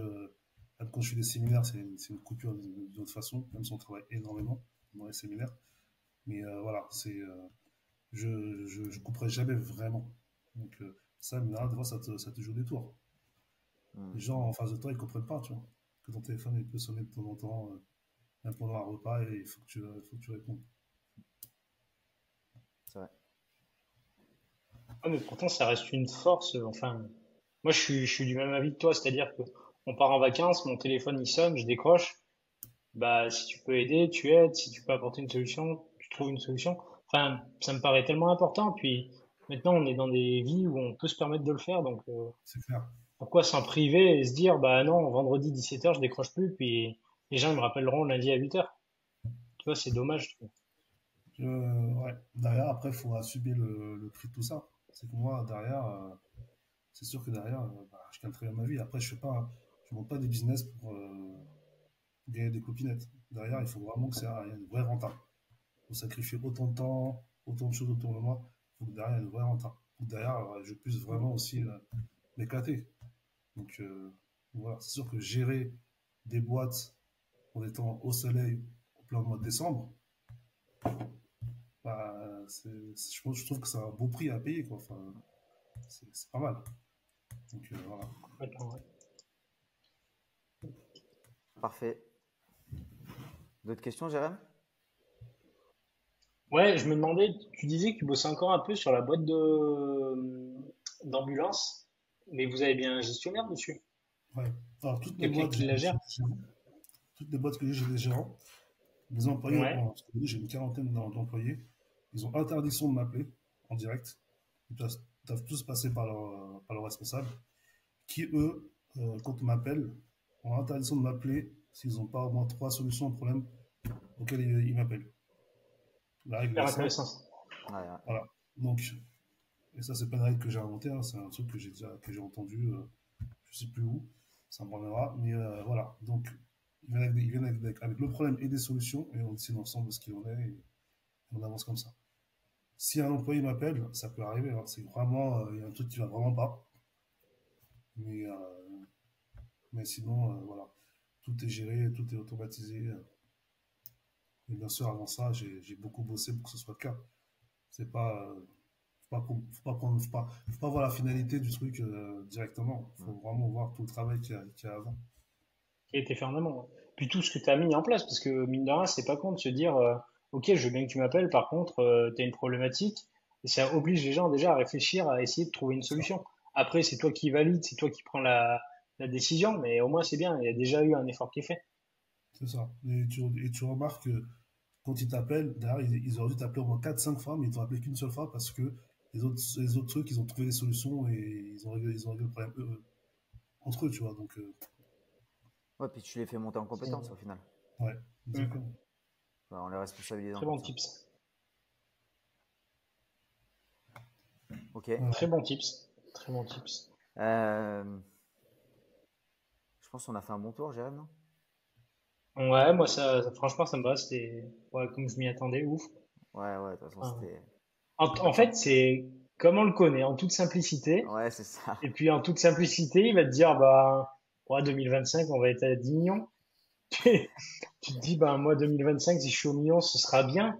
Mais du coup, tout à l'heure, tu disais, j'ai honte de dire que j'ai des ambitions. Bah, en fait, c'est pas toi qui as honte. Et limite, quand toi, tu me dis ça, je me dis, c'est moi qui ai honte de pas avoir des ambitions aussi grosses que les tiennes, tu vois.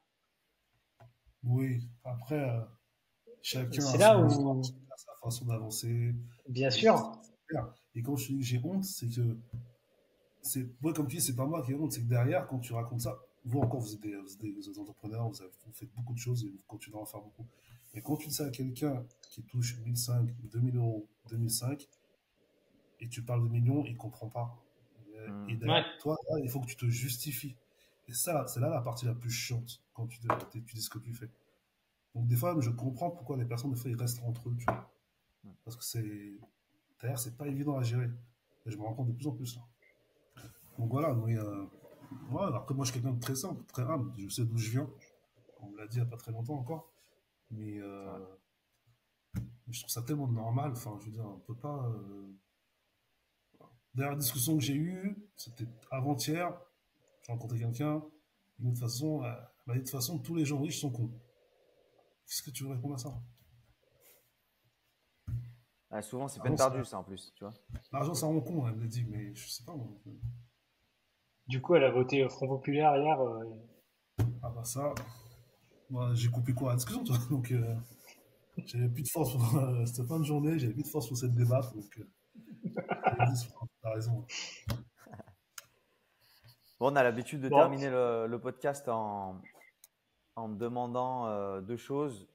Si dans ton parcours, il y avait une personne à retenir qui t'avait inspiré, qui t'avait donné la force justement de faire ce que tu as fait, ce serait qui? Et la deuxième question, c'est, alors c'est peut-être que ce sera la même, hein, mais si on devait impérativement faire passer quelqu'un sur le podcast, euh, qui est-ce que tu nous conseillerais dans ton entourage? Hmm, alors, faire passer quelqu'un dans mon entourage, bah, peut-être Alex du CDR. Je pense qu'il y a une façon de penser, vous avez peut-être pensé à lui, mais ce côté, euh, ce côté continuer à s'éclater tout en gérant des trucs, c'est génial. Je pense que c'est un bon exemple. Euh, et une personne qui m'a inspiré, j'ai pas vraiment de personne qui m'a inspiré, mais moi c'était plus, comme je dis, plus les mangas. Hmm. Se rattacher à des choses qui, euh, qui te permet de t'élever, tu vois. Donc ça, c'est... voilà. Donc, j'ai pas vraiment de personne. Après, j'ai eu des personnes qui m'ont aidé dans ma vie, et surtout, bah, la personne qui m'a vraiment aidé, c'était mon patron de la pizzeria. Hmm. Mais on a tous besoin d'aide en vérité. Après, il faut savoir l'accepter aussi, tu vois. Ça va. Donc voilà. Ok, Sheikh. Bon, très bien. franchement, merci. Merci d'avoir pris le C'est temps. à vous. En plus, il est 22h44 et il te reste à peine 6 heures de sommeil. C'est peu, hein, c'est peu. Et Ouais. ça valait le coup. Donc ouais, merci. Franchement, merci. De toute façon, on se voit bientôt là. On va relancer un week-end Ouais, septembre, octobre, je pense entre nous. ouais, avec plaisir, j'ai hâte. Donc ouais, On se revoit. pareil, pareil, pareil. Juste une chose avant qu'on termine. N'appuie pas sur le téléphone rouge. Il faut qu'on attende que l'épisode s'enregistre. Je le dis parce que ça c'est déjà arrivé. Donc Ah, voilà. Et ça, ça ça va être fait mal. difficile après de le refaire celui-là, parce que Parce que sinon, on le refait direct et là, tu es couché à 1h45. Tu c'est mort. vois. Je touche à rien. Bon, encore merci beaucoup. Merci à tous ceux qui ont écouté jusqu'au bout. N'hésitez pas à commenter, pas commander, à liker, à partager. Ça nous donne de la force pour continuer. Et puis ça donne ça fait toujours plaisir aux invités qui passent, qui partagent leur expérience pour que ça nous serve à tous. Donc voilà, on compte sur vous et on vous retrouve très prochainement. Ciao, ciao. Ciao, ciao. Allez, ciao tout le monde.